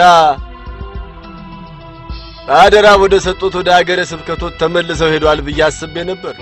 በእርግጥ ለመሄድ ተዘጋጅቻለሁ። ነገር ግን ከመሄዴ በፊት መሰናክል ስለሆነብኝ ስለዚያ ዲያቆን ሰርቢዮን ጉዳይ ቅዱስነቶትን ላናግረዎት ፈልጌ ነበር። የግድ መቀጣት ይኖርበታል። በዲያቆን ሰርቢዮን ላይ ያነሱት ክስ ወደ ሲኖዶስ ተላልፏል። ያንንም በሚገባ ያውቃሉ። እነርሱም ጉዳዩ ላይ ውሳኔ አሳልፈዋል። እናም ለሳምንት ያህል እንዲታገድ ተደርጓል። ይሄ በቂ አይደለም። አንድ ዲያቆን በፊቱ እያለፈ ያለውን ጳጳስ እንደሆነ እያወቀ ለክብሮት አለመነሳቱ ጥፋት ነው። ስለዚህም ሊቀጣ ይገባው ነበር። በእርሶና በዲያቆን ሰርቢዮን መሃል ያለው ምንድን ነው? እርሱ አለመነሳቱ ብቻ አይደለም። ከዚህ በፊትም ነግሬዎታለሁ። ሆነ ብሎ በአግባቡ አያስተናግደኝም። እንዲሁም እርሶ ኢኒፊሲስ በነበሩበት ጊዜም ያዋርደ ነበር። በዛ ጉዳይ ላይ ከዚህ በፊት በሚገባ ተወያይተንበታል ብዬ አምናለሁ። ያም የሆነው እኔ እስክመለስ ድረስ ሰርቢዮን እንዲቆጣጠር ኃላፊነት በሰጠሁት ጉዳይ ላይ እርሶ ጣልቃ በመግባቶት ምክንያት ነበር። ቅዱስነቱ ሁሌ ለእርሱ ይከላከሉለታል። የድርጊት ሰው አለመሆንና ቃላት ሰንጣቂ ብቻ መሆን እንዴት መጥፎ ነገር ነው። በተጠሩ ጊዜ ስለ ምህረት ቢያወሩ መልካም ነው። ትዕዛዙንም በመተግበር ቀዳሚ መሆን ኖርቦታል። በምድር ላይ ይቅር ልንባባል ይገባናል። ስለዚህም በሰማይ ያለው አባታችን ይቅር ይለናል። ምህረት አስፈላጊ ነው። ቢሆንም ግን ፍትህ ሊሰጠው ይገባል። ከቦታውም መነሳት አለበት። እስቲ በጽሞና አድምጠው ሊረዱኝ ይሞክሩ። እርሶ ጌታ በኃላፊነት ለሰጡት ቤተ ክርስቲያናት ያስፈልጓቸዋል። ኃላፊነቶትንም ትተው ይሄን ሁሉ ጊዜ ሀገረ ስብከቱን ያለ መሪ ሊተዋቸው አይገባም ነበር።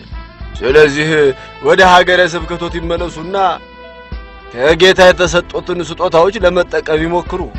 አገልግሎቶቱን ዲያብሎስ እንዲያሰናክሉበት አይፍቀዱለት። የዲያቆን ሰርቢዮን ጉዳይ ታዲያ በሳምንት ጊዜ ውስጥ ይመለሳል።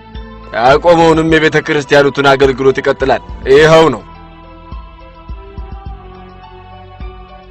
ሲኖዶሱ ለአንድ ሳምንት እንዳገደኝ ባወቅኩ ጊዜ ንዴቴን መቆጣጠር አቅቶኝ እንደነበር አልክድም። ውሳኔያቸውን ግን አክብሬ ፈጽሜያለሁ። ግን ምን ልጄ? የከሰሱኝን ጳጳስ ባህሪ እርሶ በደንብ ያውቁታል። በስራቸው ለሚያስተዳድሯቸው ደብሮች ከሚያስቡና ከሚጨነቁ ጳጳሳት ፍጹም የራቀ እንደሆነ እርሶ በህዝቡ ልብ ውስጥ ያሉትን ቦታ ለመውሰድ እየሞከሩ ይመስለኛል። እኔ እንደዛ ይመስለኛል። ይበቃሃል ልጄ። ቤተ ክርስቲያኒቱን በትጋት እንደምታገለግል አውቃለሁ። ነገር ግን አቡኑ ላይ ያደረከው ድርጊት የማይገባ ነው። በልብህ ውስጥ ቁጣን ስላነገስክ ነው። በድያለሁ፣ እባክዎትን ይቅር ይበሉኝ። ለንስሐ የመጀመሪያው እርምጃ ጸጸት ነው። እግዚአብሔር ፍቅር እንደሆነ መረዳት አለብን። እናም እኛ የእግዚአብሔር ልጆች እንደመሆናችን በፍቅር መያያዝ አለብን። በእግዚአብሔር ፍቅር መያያዝ አለብን። ከዚህ በኋላ ቁጣ የሚባል ነገር እንዳይለምድ። ፍቅር ሲገነባ፣ ጥላቻ ግን ሁሉን ነገር ያጠፋል።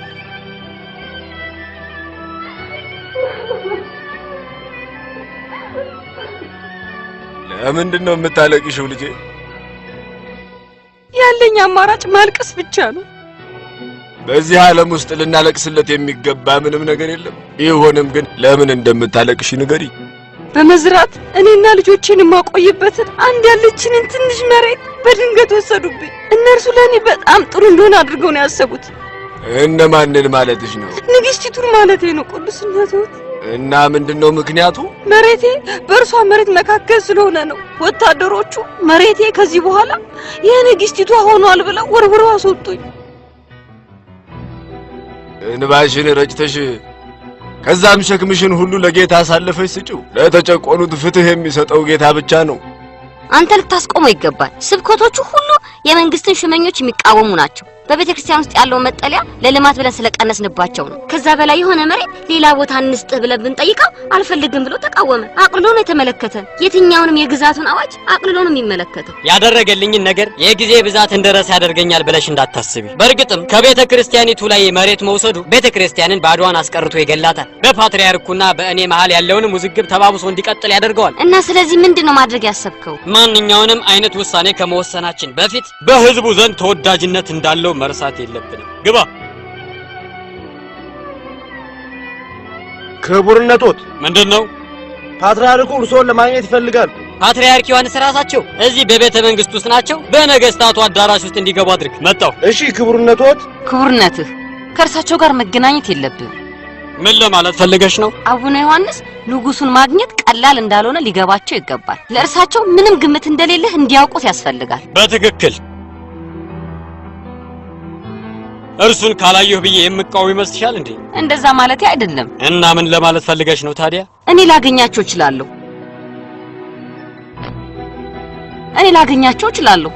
እና ይቅርታ ለመጠየቅ የመጡ መስሎኝ ከተሰማኝ ያኔ ክቡርነትዎትን እንዲያገኙ እንፈቅድላቸዋለን። በትክክል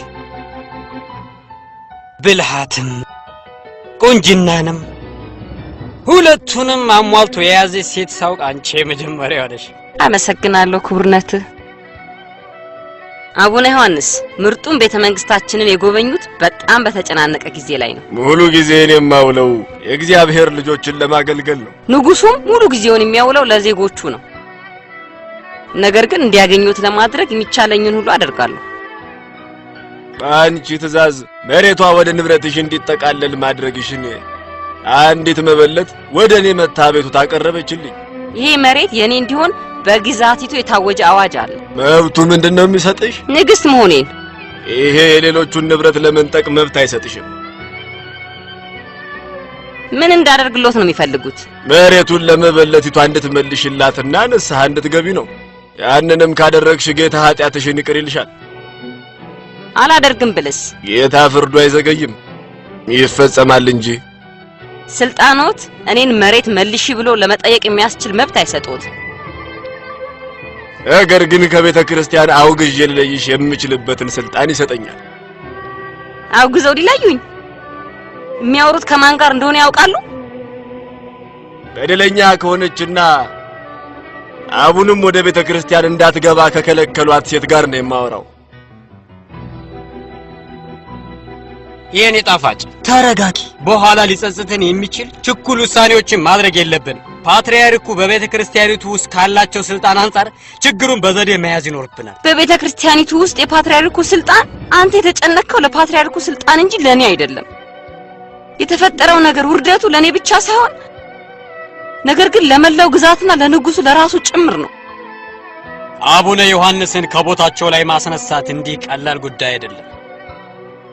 እኔን አውግዞ መለየት ማለት ምን ማለት እንደሆነ ታውቃለህ? ንግስቲቷን ወደ ቤተክርስቲያን እንዳትሄድ መከልከል ማለት ምን ማለት እንደሆነ ታውቃለህ? አትጨነቂ የኔ ጣፋጭ፣ እኔ በቀልልሻለሁ። እናም ቦታው ላይ አስገባዋለሁ። ወደ ቤተክርስቲያን ከመሄድ በጭራሽ ሊያግድሽ አይገባውም ነበር የኔ ፍቅር። ይሄ የሚያሳየው ለእኛ ጠላት መሆኑን ብቻ ነው። በምድር ላይ ምንም ነገር ንግስቲቷን ወደ ቤተክርስቲያን ከመሄድ ሊያግዳት የሚችል ነገር የለም።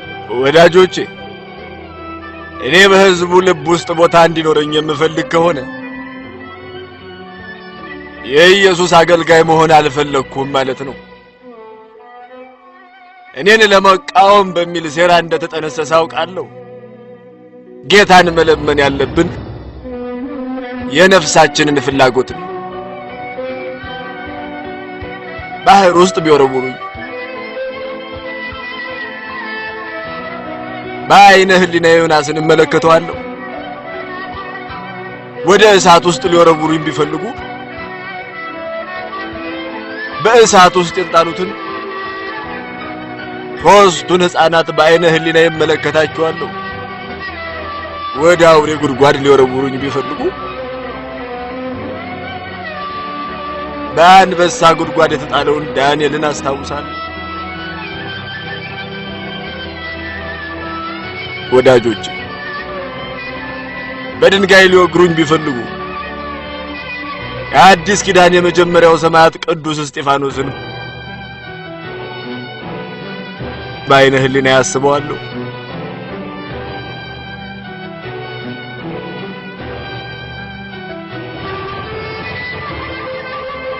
አንገቴን ቢቆርጡኝ የመጥምቁ ዮሐንስ ብርሃን በፊት የበርቶ እመለከተዋለሁ። ወዳጆች፣ እናቴ በሐፀን ራቁቴን እንደመጣው ባዶዬን እመለሳለሁ።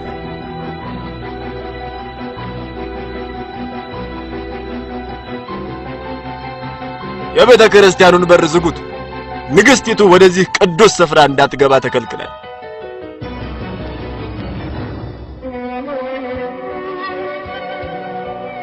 በሩን ክፈቱ። በንጉስ ስም በሩን ክፈቱ። በሩ በኃይል እንዲከፈት አድርጉ። አልሰማችሁኝም እንዴ? በሩን በጉልበት እንዲከፈት አድርጉ። በኃይል ክፈተው።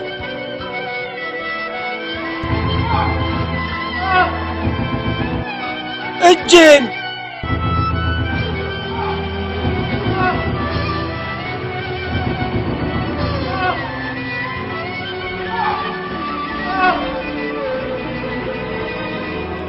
የዚህ ዓለም ሰራዊት ለጌታ አገልግሎት የሚሰጥበትን ቦታ ሊወስዱ አይቻላቸው። እጄን ቅዱስነቶት ኃይለኛ ውጋት ይሰማኛል። ማንቀሳቀስም አልቻልኩም። ከቤተ ክርስቲያን በላይ ብርቱ የሆነ ማንም የለም። የሚታገላት እርሱ ብርታቱን ያጣል። ምክንያቱም ማንም ሰው ከሰማያዊ አምላክ ጋር ሊታገል አይችልም። ይቅር ይበሉኝ ቅዱስነቶት፣ ይቅር ይበሉኝ።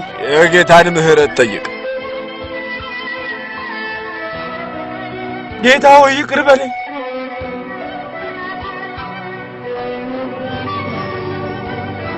እጄ ተንቀሳቀሰ። ጌታ ሆይ አመሰግንሃለሁ። ጌታ ሆይ አመሰግንሃለሁ። ንግስቲቱን መሳደብ ማለት ንጉሱን እንደመሳደብ ነው። አንተ እባክሽን ቁጭ በይና ከዛም መዋያት እንችላለን።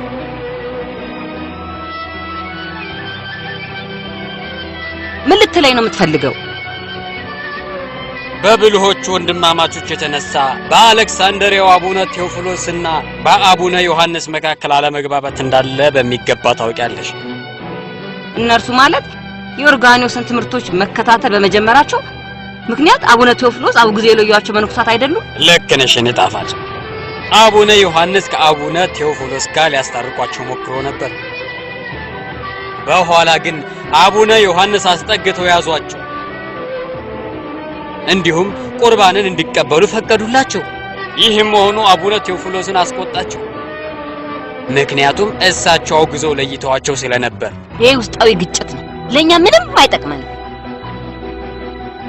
በተጻራሪው ደግሞ እነዚህ አቡነ ዮሐንስ የሲኖዶሱ መሪ ከመሆናቸው በፊት በሁሉም ስፍራ ይባረሩ የነበሩት መነኮሳት ውስጡን በአቡነ ቴዎፍሎስ ላይ ተቃውሞ እያነሱ ነው።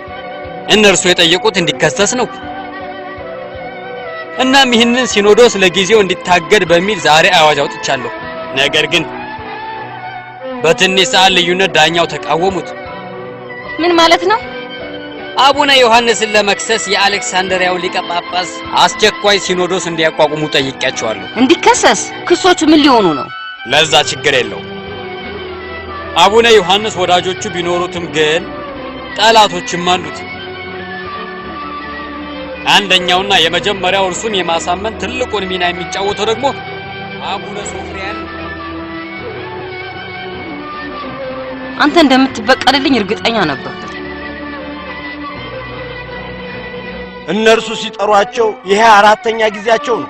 እርሳቸው ግን አሁንም ድረስ ለመሄድ ፈቃደኛ አይደሉም። አሁን ጠላቶቻቸው ከጉድጓዳቸው ወጥተው የእርሳቸውን ከሀገር መባረር እየተጠባበቁ ነው። ምክንያቱም እርሳቸው እንደነርሱ ለመኖር ፈቃደኛ ስላልሆኑ ነው። እርሳቸው የተቃወሙት የቅንጦትና የምቾት ህይወትን ነው። የህዝባቸውን ፍላጎት በመተው በንጉሱ ብቻ የሚንቀሳቀስ አሻንጉሊት መሆን ስላልፈለጉ ነው። አሁን ንዴትሽን ረስተሽ ማረፍ ትችያለሽ። የሲኖዶስ ውሳኔ ከታወጀ በኋላ የህዝቡ ምላሽ ምን ሊሆን ይችላል? የህዝቡ ቁጣ የሚፈጥርብን ነገር የለም። ቁጣው በንጉሱ ላይ ሳይሆን በጳጳሳቱና በካህናቱ ላይ ነው የሚሆነው። የሲኖዶሱ ውሳኔ ከተሰማ በኋላ እነርሱን ማየት እንፈልገው። እጥል ሰርቢዮን አዝናለሁ ቅዱስነቶት። ውሳኔዎቹ እነዚህ ናቸው። ሊያነቧቸውም ይችላሉ። እባክህ ክሶቹን አንብብልኝ።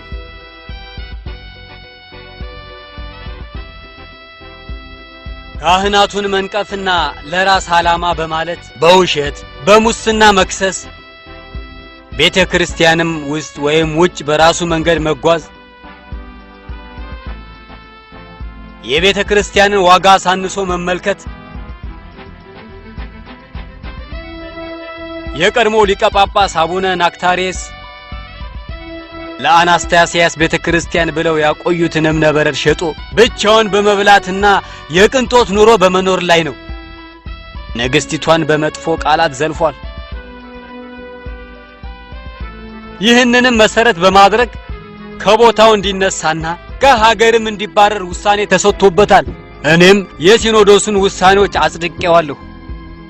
አጼ አርካዲዮስ 403 ዓመተ ምህረት። ይሄ ትክክለኛ አካል እንዳልሆነ ምእመናኑ ሁሉ ያውቃሉ። ስለዚህም ማንኛውም አካል ቢሆን እርሶን ከቤተ ክርስቲያን ሲለዩት ዝም ብለው አይመለከቱም። እኛ ሁላችንም ከእርሶ ጋር ነን። ውጤቱ ምንም ይሁን ምን የፓትርያርኩን ጽሕፈት ቤት የደብሩ ሕዝብ ከበውታል። በምድር ላይ እርሶን ከዚህ ማንቀሳቀስ የሚችል ምንም ነገር የለም። ያንን ነው እኔም የፈራሁት። ሕዝቡ ሊጠብቀኝ ቢሞክር ከንጉሱ ሰራዊት ጋር ይጋጫሉ። ማንም ሰው በእኔ ምክንያት ጉዳት እንዲደርስበት ወይም እንዲሞት አልፈልግም። ምን ማለትዎት ነው ቅዱስነቶት? ለማለት የፈለኩት እኔ በዝምታ ማንም ሳያውቅ መሄድ አለብኝ። ነገር ግን ይሄ የማይቻል ነገር ነው ቅዱስነቶት። የግድ እባካችሁ እዚህ ያለ ችግር ርቄ እንዲሄድ እርዱ። የሚያስፈራኝ ምንድነው? ሞት። ሕይወቴ ኢየሱስ ነው። ስለዚህም ሞት ትርፍ ነው። መሰደድ ያስፈራኛልን? መላው ዓለም በሙሉ የእግዚአብሔር ነው። ገንዘቤን እንዳላጣ ነው የምፈራው። ወደዚህ ዓለም የመጣሁት ባዶዬን ነው።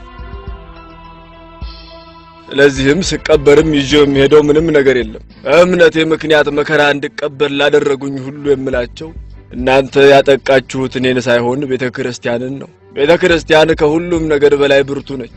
ወጀቡ የቱንም ያህል የከፋ ቢሆንም እንኳን ጸንታ ትኖራለች። የክርስቶስ መርከብ በጭራሽ አትሰምጥም።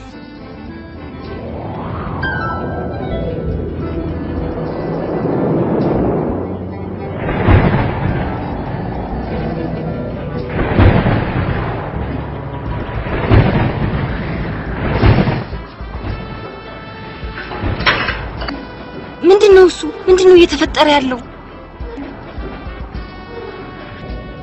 መሬት መንቀጥቀጥ። መሬት መንቀጥቀጥ? ምንድነው እየሆነ ያለው? እኔ ታውቆኝ ነበር። ምን ማለት ነው? ዮሐንስ ጻድቅ ሰው ነው። እሱን አሁን ከዚህ ጋር ምን አገናኘው? ይሄ መፈጠር የጀመረው እኛ ከሀገር እንዲሰደድ ካደረግንበት ጊዜ ጀምሮ ነው። መብረቁ እንዲህ መሆን ከጀመረ አሁን 3ኛ ቀኑ ነው። መሬት መንቀጥቀጥ ብቻ አይመስለኝም። እኔ የምፈራው ገና ነገ እሳተ ገሞራ እንዲሁም ጎርፍ ሳይመጣብን አይቀርም ብዬ ነው። ለዚህ ነገር መፈጠር ምክንያቱ የእርሱ ከሀገር መባረር ይመስላል? በትክክል። እንዲሁም ያ ሁሉ የሆነው ደግሞ በአንቺ ምክንያት ነው። ለዛም ነው እርሱ ወደ ሀገሩ እንዲመለስ አንድ አስቸኳይ አዋጅ የማወጣው።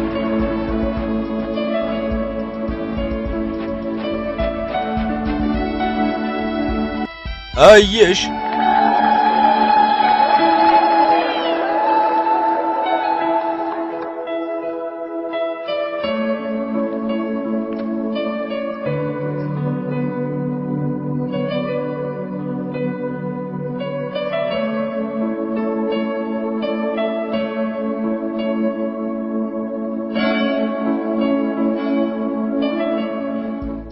ወዳጆቼ ጌታ የተባረከ ነው። ጌታ የተባረከ ነው። ስሄድ ያልኩት ይሄንን ነበር። እንዲሁም አሁንም የምለው ይሄንኑ ነው። እና አሁን እናንተ ሁላችሁም በዙሪያዬ ናችሁ ወዳጆቼ። በመካከላቸው ተኩላዎች የሌሉባቸው በጎች እንዴት የታደሉ በጎች ናቸው! እረኛቸው እንደሌለ ካወቁ ተኩላዎችን በመካከላቸው ያሰማሩባቸዋል። ቅዱስነቶት እኛ እርግጠኛ ነበርን እንደሚመለሱ። ጌታ ጸሎታችንን እንደሚመልስልን እኛ እርግጠኞች ነበርን፣ ከተሰደዱበት እንደሚመለሱ። ስደት ረጅም ጉዞ ነው። ከውልደቱ ጀምሮ የሚያበቃው እስትንፋሱ ሲቋረጥ ነው። ጠላቶችዎት ግን አሁንም ድረስ በጎሪያቸው ውስጥ እንዳደቡ ናቸው። እናም እነርሱ እርሶ መልሰው ወደ ስደቶት እንዲመለሱ ነው ምኞታቸው። ስለዚህ ባክዎትን እድል አይስጧቸው። እርሶ ከኛ ጋር እንዲሆኑ እንፈልጋለን። ወደዚህ አመጣኝ ሰው ነበረን እና ስሟች የሆነ ሰው ሊያጠፋኝ ይቻለዋልን? አሁን እኔ ሙሉ በሙሉ ትኩረቴ ጌታን መማጸን ላይ ነው። ጉዞዬን ለመፈጸም ብቸኛው መንገድ ይሄ ነው። ቅዱስነቶት የእርሶ ከኛ ጋር መሆንኩ በጣም ነው የምንፈልገው። እኛ ሁላችንም የምንፈልገው ጌታን ነው። እርሱን ለመመለስ የወሰነው ውሳኔ ትክክለኛ ውሳኔ ነበር። ነገሮች መረጋጋት ጀምረዋል። ይሄ ያለ ጭንቀት ለመኖር ጥሩ እድል ነው። ምን ለማለት እየሞከርክ ነው? የተፈጠረውን ሁሉ እንድትረሺው ፈልጋለሁ። እኔ የምፈልገው ስለኔ ትንሽ እንድትጨነቂ ነው። እኔ የምፈልገው ልብን ሰርስሮ በሚገባ አይነት እይታ እንድትመለከችኝና ጥቂት የሚያድሱ ቃላትን እንድትይ ነው። በፍጹም አስበሽ የማታውቂውን አይነት ስጦታ ነው ያዘጋጀሁልሽ። ምን አይነት ስጦታ? አንድ ታላቅ ሐውልት ሰሪ የአንቺን ምስል በብር እንዲሰራና በከተማው ዋና አደባባይ ላይ እንዲተክል ብያዝዣለሁ። በዚህ መንገድ ህዝቡ ፊት ልታከብረኝ ነው ማለት ነው? አዎ ልጄ። ምንድነው እርሱ? የፍርድ ቤቱ ዋና ኃላፊ አስቸኳይ ለሆነ ጉዳይ ሊያነጋግሮት ወደ እርሱ እየመጡ እንደሆነ እንዳሳውቆት ልከውኝ ነው። በጣም ጥሩ። ቀጠሮ ሊያዝላቸው ወደ እርሶ የላኩኝ ቀጠሮ ቀኑን ወስነው ወደ እርሶ መንገድ መጀመራቸውን እንዳሳውቆት እኮ ነው። ሄድና ልተው ወይም ልሰርዘም ባልችለው በጣም አስፈላጊ የሆነ ቀጠሮ አለብኝ ብለህ ንገራቸው። ግን እርሳቸው እኮ የፍርድ ቤቱ ዋና ኃላፊ ናቸው ቅዱስነቶት። በጣም ወሳኝ የሆነ ቀጠሮ እንዳለብኝ ታውቅ የለም እንዴ? እባክህን ይቅርታዬን አድርስልኝ። እናም ነገ በተመሳሳይ ሰዓት እንገናኛለን ብለህ ንገርልኝ። እርሶ እንዳሉት እነርሱ ደርሰዋል። ስለዚህም እኔ እነሱን ለማግኘት ሄጃለሁ። ማንም እንዳይረብሽኝ እስከ ማታ ድረስ ከእነርሱ ጋር ነው የምቆየው። ስላረፈርኩኝ ይቅርታ ጠይቃለሁ። ከዚህ በኋላ እንደማላረፍድም ቃል እገባለሁ። ባለፈው ያቆምነው የቱ ጋር እንደሆነ ንገሩኝ እስቲ። በመጽሐፍ ቅዱስ ውስጥ ለኢየሱስ ክርስቶስ ስለተሰጡት ስሞች ነበር የነገሩን። ትክክል። ቅዱስነቶት እንደነገሩት መጽሐፍ ቅዱስ ኢየሱስ ክርስቶስ እረኛ ነው ይላል። እውነት ነው። ምክንያቱም እርሱ እኛን ሁልጊዜ ስለሚጠብቀንና ስለሚጠነቀቅልን ነው። የእግዚአብሔር በግ ማለት ምን ማለት ነው? ያ ማለት ለእኛ ብሎ ራሱን መስዋዕት አድርጎ ስላቀረበ ነው። እሱ ብርሃን ተብሎ የሚጠራው ለምንድን ነው? ምክንያቱም እርሱ ከዚህ ዓለም ጨለማ ስላወጣን ነው። ኢየሱስ ምንጭ ነው ተብሎም ተጽፏል። እርሱ የሁሉም ነገር ምንጭ ስለሆነ ነው። በተጨማሪም ኢየሱስ ክርስቶስ ሕይወት ነው ብለውናል። በትክክል። ምክንያቱም እርሱ ከሞት ስላስነሳን ነው። መንገድስ የምንለው ለምንድን ነው? ምክንያቱም ወደ አባቱ ለመሄድ በእርሱ ውስጥ ማለፍ እንዳለብን ስለተረዳን ነው። ኢየሱስ ክርስቶስ አለት የተባለው ስለምንድን ነው? እርሱ አለት ነው፣ ምክንያቱም እምነታችንን ይዘን እንድንጸና ስለሚያደርገን።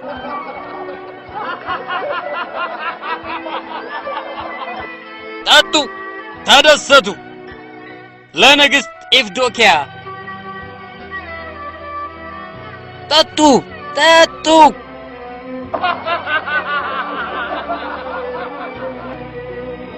የውበትና የሕያውነት ምልክት ነው። ቅድስት ለሆነች ሚስት የሚሆን ምልክት ነው። ቅድስት ለሆነ ጋብቻ ምልክት ነው። መጽሐፍ ቅዱስን አለማወቅ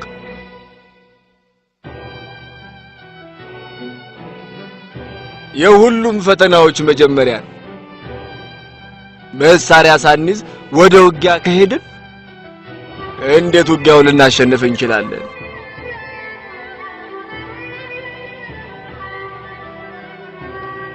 ክብር ለንግሥት ኢፍዶክያ እንዲሁም ለንጉሥ ይሁን። ረጅም ዕድሜ ለንግሥት ኢፍዶክያ፣ ረጅም ዕድሜ ለንጉሥ አርካዲዮስ፣ ረጅም ዕድሜ ለንግሥት ኢፍዶክያ፣ ረጅም ዕድሜ ለንጉሥ አርካዲዮስ፣ ረጅም ዕድሜ ለንግሥት ኢፍዶክያ፣ ረጅም ዕድሜ ለንጉሥ አርካዲዮስ።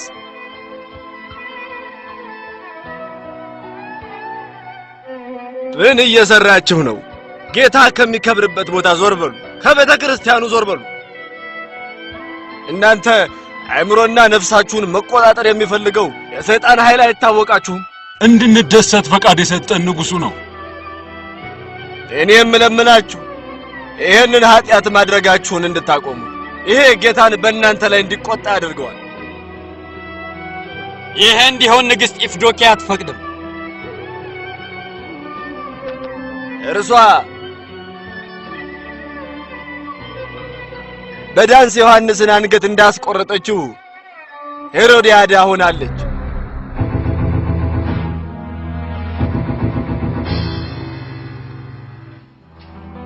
ታላቋ ንግሥት እዚህ ተገኙ። ይህ ታላቅ ክብር ነው። መጀመሪያ እንደሚመጡ ብናውቅ ኖሮ እርሶን የሚመጥን አቀባበል ማድረግ እንችል ነበር። ይሄ በግል የተደረገ ጉብኝት ስለሆነ ስለዚህ ይህን ጉብኝቴን ማንም እንዲያውቅ አልፈልግም። እርሶ እንዳሉኝ ነው የምታዘዘው። ስሪዮን የተባለው እስረኛችሁ የት አለ? እብዱ ስሪዮን? እርሱ አደገኛ ወንጀለኛ ነው። እርሱን ማግኘት ፈልጋለሁ። ነገር ግን እርሱ እኮ እኔ የምለው እርሱን ማግኘት ፈልጋለሁ ነው። እባክዎት ይከተሉኝ።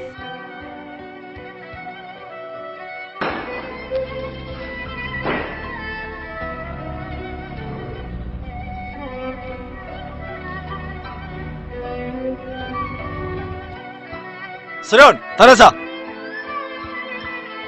ተነሳ። ንግሥቲቱ አንተን ሊያገኙ ይፈልጋሉ። ይቅርታ፣ ብቻችንን ተወን።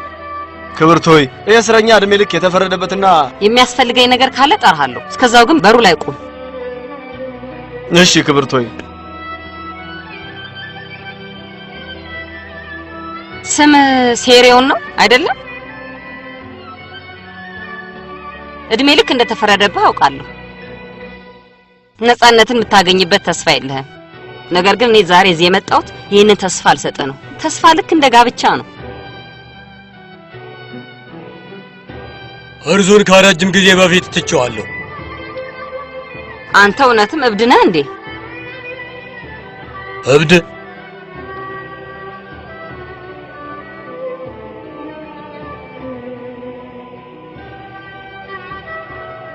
በዚህ ዘመን እየኖረ ጤነኛ የሆነ ማን ነው? ይህንን ጋብቻ እውነት ላደርግልህ እችላለሁ። ማለትዎት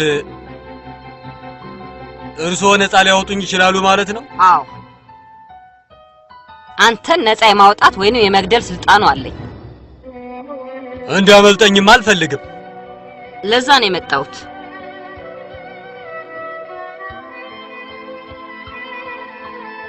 እርሶን የሚያስቸግሮት ግን አንድ የሆነ ሰው አለ። እንዲሁም ንግስናዎትን የሚፈታተንቦት እናም እርሱን እንዳስወግድልዎት ይፈልጋሉ? አንተ በጣም ጎበዝ ስለሆንክ ነው ያበድከው። የለየልኝ እብድ የምሆነው ቃል የገቡልኝን ነገር ካላደረጉልኝ ነው። ስምምነት አድርገናል። አስቀድሞ የክፍያውን ዋጋ ማወቅ የለብኝም? ነግሬሃለሁ። ነፃነትህ ነው ክፍያህ። ማንን ነው እንዳስወግድልዎት የፈለጉት? ከህይወት ጋር ለመታገል እኔ ማን ሆኜ ነው? ጌታ ሆይ እኔ ምን ያህል ደካማ እንደሆንኩና ምን ያህል እንደምታስፈልገኝም ጭምር አንተ በሚገባ ታውቃለህ። የተከበርከው ጌታ በጎቹን የምትጠብቃቸው እረኛው አንተ ነህ። ስለዚህም እነርሱን ተኩላ እንዴት ሊቀርባቸው ይችላል?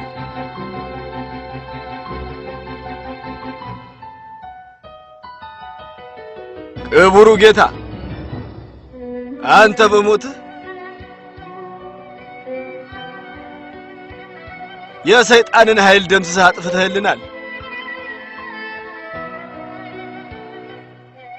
ጌታ ከኔ ጋር ከሆነ ማን ያስፈራኛል?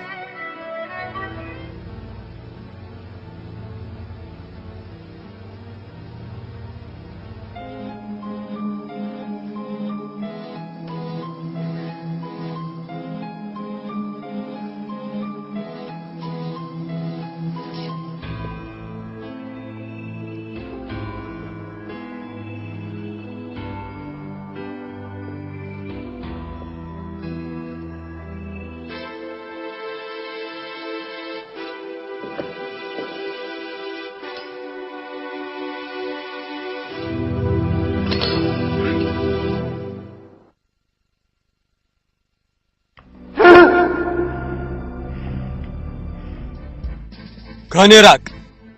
ከኔ ራቅ!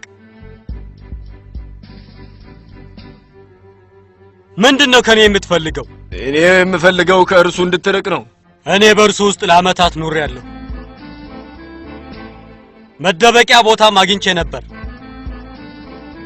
ከኔ ራቅ! ከዚህ ሰውነት ውስጥ ውጣና ወደ ሲኦል ውረድ። ያማ የማይቻል ነው። የጠየከኝ የማይቻለውን ነው። እኔ እየጠየቅኩህ አይደለም፣ እያዘዝኩህ ነው።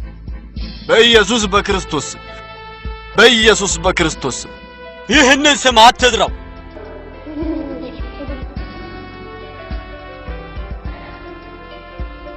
እኔ ልጎዳህ አልፈልግም።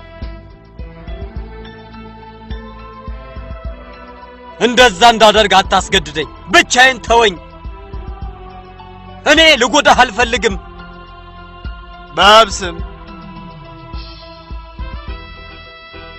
በወልድ ስም በመንፈስ ቅዱስ ስም አንድ አምላክ አሜን።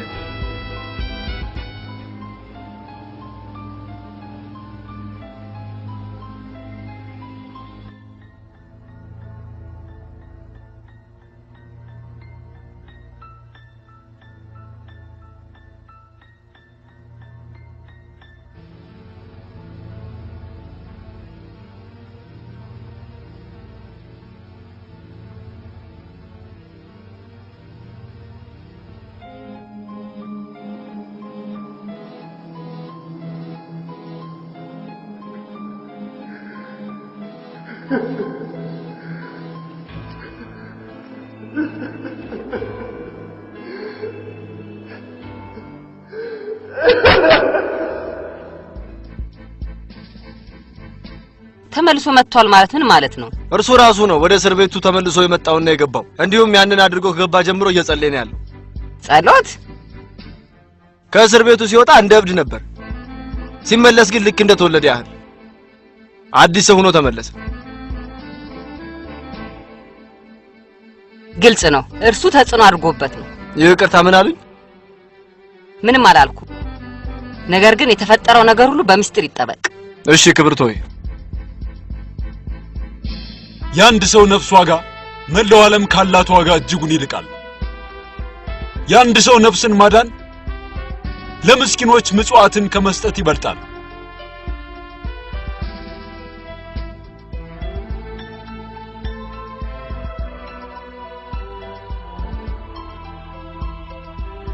ሁሌም እኔ ልቀርብሽ ስሞክር አንቺ ግን ፊትሽን ታዞሪብኛለሽ። እባክህ ብቻዬን ተወኝ። ምንድነው የምትዩ ኢፍዶኪያ? ከንቱነቴ አንተን ማፍቀሬ ነው። እንደዚህ ስትይ ስሰማ ይህ የመጀመሪያ ነው። ካንተ ጋር ፍቅር በያዘኝ ጊዜ አንተም ታፈቅረኛለህ ብዬ አስብ ነበር። እኔን መጠበቅና ማስከበር ትችላለህ ብዬ አስብ ነበር። ነገር ግን አለመታደል ሆኖ ላንቺ ያለኝን ፍቅር ነው የምትጠይቀኝ? በፊት ስሰደብ ያየህ አንድ ጣትህን እንኳን ያላንቀሳቀስክ እንዴት ልትወደኝ ትችላለህ? እባክሽን እንባሽን ልቋቋመው አልችልም። እንባይ በሁሉም ቦታ ላይ ተዘርተው ርካሽ ይሆን አይደለም እንዴ? እኔ ባልሽ አስብልሻለሁ። ባዶ ቃላት። ሁሌም የልቤ ንግስት አንቺ ነሽ። ስለዚህም ንግስቱን የሰደበ ሰው መቀጣት አለበት። አቡነ ዮሐንስ ነው የምትይው? አዎ ዮሐንስ፣ እርሱን የገዛ ሚስትን እንዳታከብር ያደረገ። ምን እንዳደርግልሽ ነው የምትፈልጊው? እርሱን ከሀገር አባረው። አንተ ለኔ ለመበቀል ማድረግ ከምትችለው ትንሹ ነገር ነው። እንባሽን አብስልሻለሁ የኔ ፍቅር። አንቺ የጠየቅሽኝን ሁሉ አደርግልሻለሁ።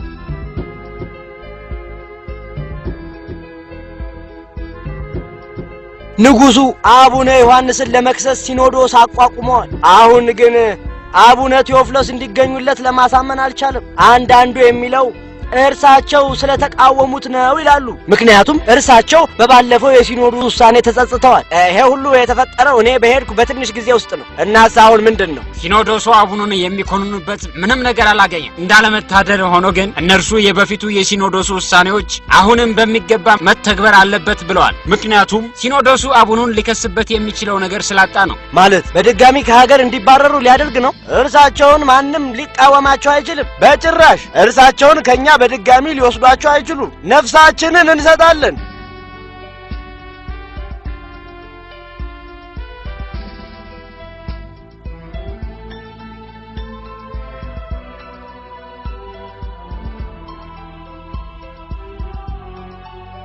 የባህሩን የቅጣት ወጀብ ብትመለከቱትና ሰማይ እስኪደርስ ድረስ ቢያተልቁት እንኳን ግድ አይሰጠኝም። እናም መርሳት የሌለባችሁና ማድረግ ያለባችሁ አንድ ነገር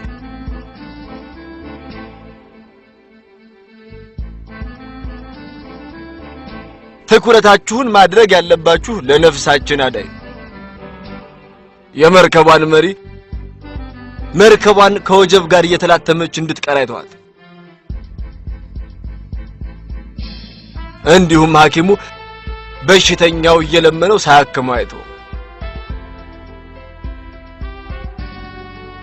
ማናችሁም ስታለቅሱ መስማት አልፈልግም። እኛ ለክርስቶስ ለመሰደድ ብቻ ነው የተዘጋጀን። ነገር ግን እኛ ለስሙ ስንል እስከ ሞት ድረስ መዘጋጀት ይኖርብናል። ማንም ጳጳስ እዚህ ደረጃ አልደረሰ። ማንም ሊጠለል የፈለገ ሰውን ቤተክርስቲያን የሞቀ ልቧን ይዛ ታቆየዋለች። የጌታ ስም ዘወትር የተባረከ ይሁን። እኛ ተስፋ አንቆርጥም። እርሶ ይመለሳሉ። የጌታ ፈቃድ ይሁን። ነገር ግን ይሄ የመጨረሻ እንኳን ቢሆን እባካችሁ ያለ እንባ እንድለያችሁ ፍቀዱልኝ። እባክዎት ደህና መሆኖትን እንድናውቅ መልእክት ይላኩልን። አትጨነቁ፣ አላቋርጥ ጽፈላችኋለሁ። ሁሌም በጸሎታችሁ አስቡ። ወዴት ነው የሚወስዱኝ? ጌታ ወደማይከብርበት ስፍራ ሊወስዱኝ ነው? ነገር ግን ምድርና በላዩም ላይ ያለው ነገር በሙሉ የጌታ ነው።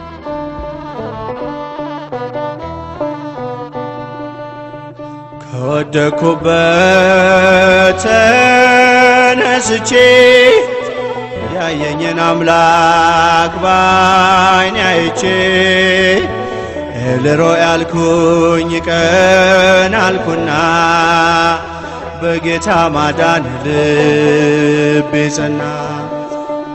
ከወደኩበት ተነስቼ ያየኝን አምላክ ባይኔ አይቼ ኤልሮይ አልኩኝ ቀን አልኩና በጌታ ማዳን ልቤ ጸና።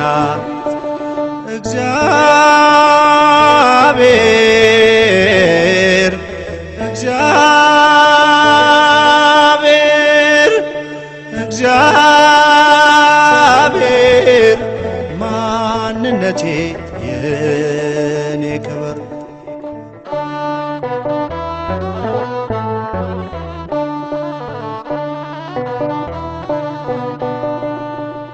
በበረሃው ግለት ሲደክም ጉልበቴ ጌታዬ ደርሶልኝ መሸሸጊያ ዓለቴ።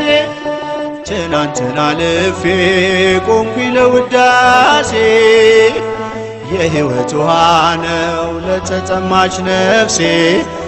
አሜን ከወደኩበት ተነስቼ ያየኝን አምላክ ጥቂት ማረፍ እችላለሁ። ከዛም ጉዟችንን እንቀጥላለን። ገና ብዙ መንገድ ይቀረናል። እንዳሳርፎት አልታዘዙ። ራሄ ትእዛዝ አያሻው። ከእርሶ ጋር እንድከራከርም ትእዛዝ አልተሰጠኝ። ተነሱና እንሂድ። ጥቂት ውሃ ልጠጣ እችላለሁ። የያዝነው ውሃ እኛን እስከ ከተማው ድረስ የሚያቆየን ብቻ ነው። ልትንቀሳቀስ አትችልም። ይህን አስቀያሚ ጉዞ መጨረስ እንፈልጋለን።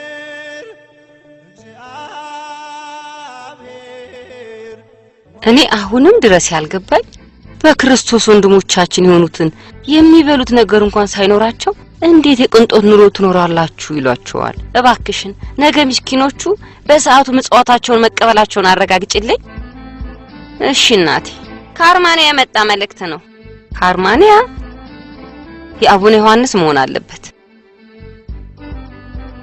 በአምላክ ዘንድ የተወደዳችሁ ውድ አገልጋዮች በጌታ ሰላምታ የምልክላችሁ እኔ አቡነ ዮሐንስ ነኝ። ይህንንም የምጽፍላችሁ ከዓለም ከተገለለ ስፍራ አኩዛ አርመንያ ውስጥ ሆኜ ነው። በደብዳቤያችሁ የላካችሁልኝ ዜና አሳዝኖኛል። ባለፈው 3 ዓመት ከደረሰብኝ መከራ በስተቀር እኔ በጥሩ ሁኔታ ላይ ነው ያለሁት። ስደት አድክሞኛል። ልቤ ግን በስቃይ ውስጥ ሊገለጽ በማይችል ደስታ ተሞልታለች። ሚስጥራዊ የሆነ ሀብት አካብታለች። ለእኔ ደስ ሊላችሁ ይገባል። ምክንያቱም አምላክ ለእርሱ ስል መከራ እንድቀበል ስለፈቀደልኝ። መከራ የቱንም ያህል አስቸጋሪ ቢሆንም እንኳን ስቃዩ የጠነከረ ቢሆንም እንኳን የዚህን ዓለም መከራ እግዚአብሔር በሚሰጠን ተስፋ እንጽናናለን። ንጉሱ ከጥቁር ባህር በስተምስራቅ ወደምትገኘው ቢቶዝ እንድዛወር የሚያዝ ደብዳቤ አድርሰውኛል።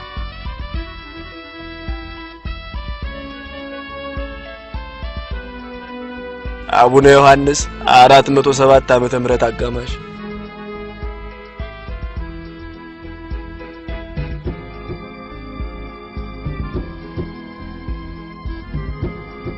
እንዴት ናቸው እናታችን?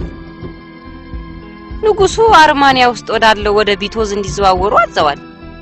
እርሳቸው ጉዞውን አይቋቋሙትም። በጣም ነው ስለ እርሳቸው የጨነቀኝ። ከመጸለይ ውጭ ሌላ ምንም ልናደርገው የምንችለው ነገር የለም። እርሱ ብርታቱን እንዲሰጣቸው ወደ ጌታ እንጸልይ።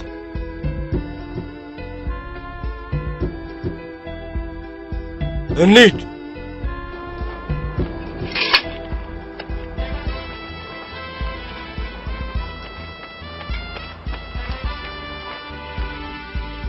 መሄድ አልቻሉም። የበረሃ ንዳድ አግኝቷቸዋል። ምንድነው ማድረግ ያለብን? በኮማና በከተማ ስናልፍ በዛ አንድ ቤተክርስቲያን አለ። እዛ እንዲያርፉ አድርገን ከዛ ጉዟችን እንቀጥላለን። ትዕዛዞቹን ረሳቸው እንዴ?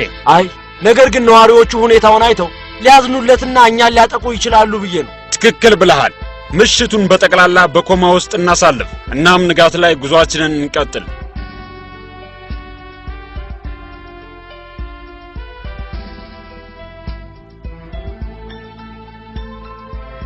እግዚአብሔር ይመስገን ድነሃል።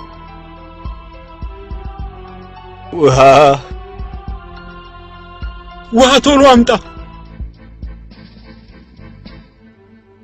ያ የማን ምስል ነው?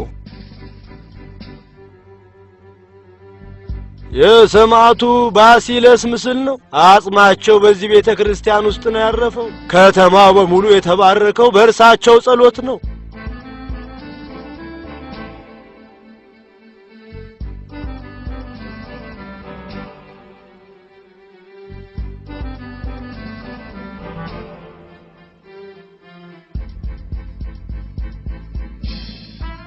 አሁን አረፍ እንዲሉ ትተኖት እንሂድ። ጥቂት እንቅልፍ ማግኘት ይኖርቦታል፣ ብርታቶ እንዲመለስ። እንሂድ።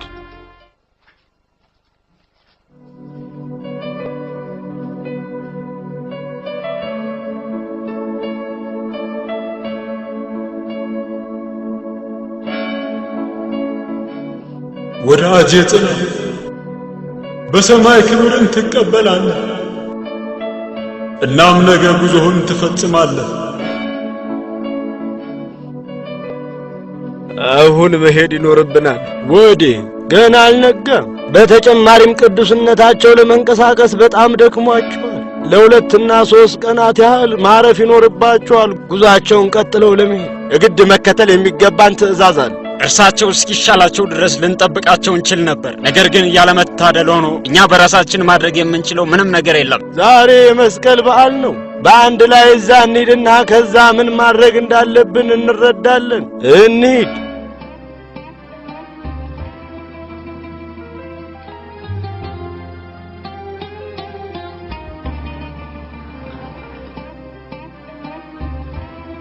ስለ ሁሉም ነገር የጌታ ስም የተባረከ ይሁን።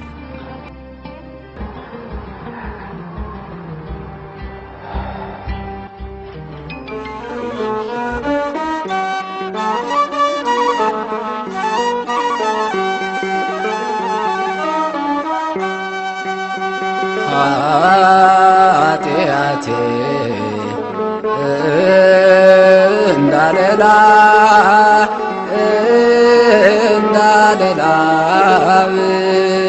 ብትቀላ እንደ ባዘቶ ትጠራለችና ጠበኝ። ኃጢአቴ እንዳለላ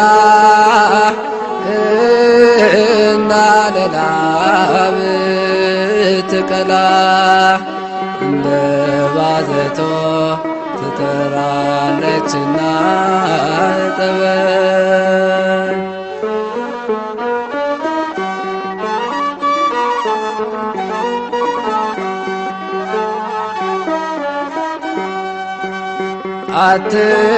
አትግደል እያልከኝ በ437 ዓመተ ምህረት ውስጥ ጌታ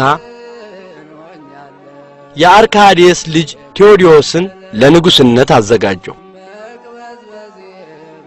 ቅዱስ ዮሐንስ ሕይወቱ ካለፈችበት ከኮማ ወደ ቆስጠንጢንያ እንዲመለስ አዘጋጀው። ይህንን ታላቅ ቅዱስ ሕዝብ በሞቀ አቀባበል አክብረው ተቀበሉት። እንዳለላ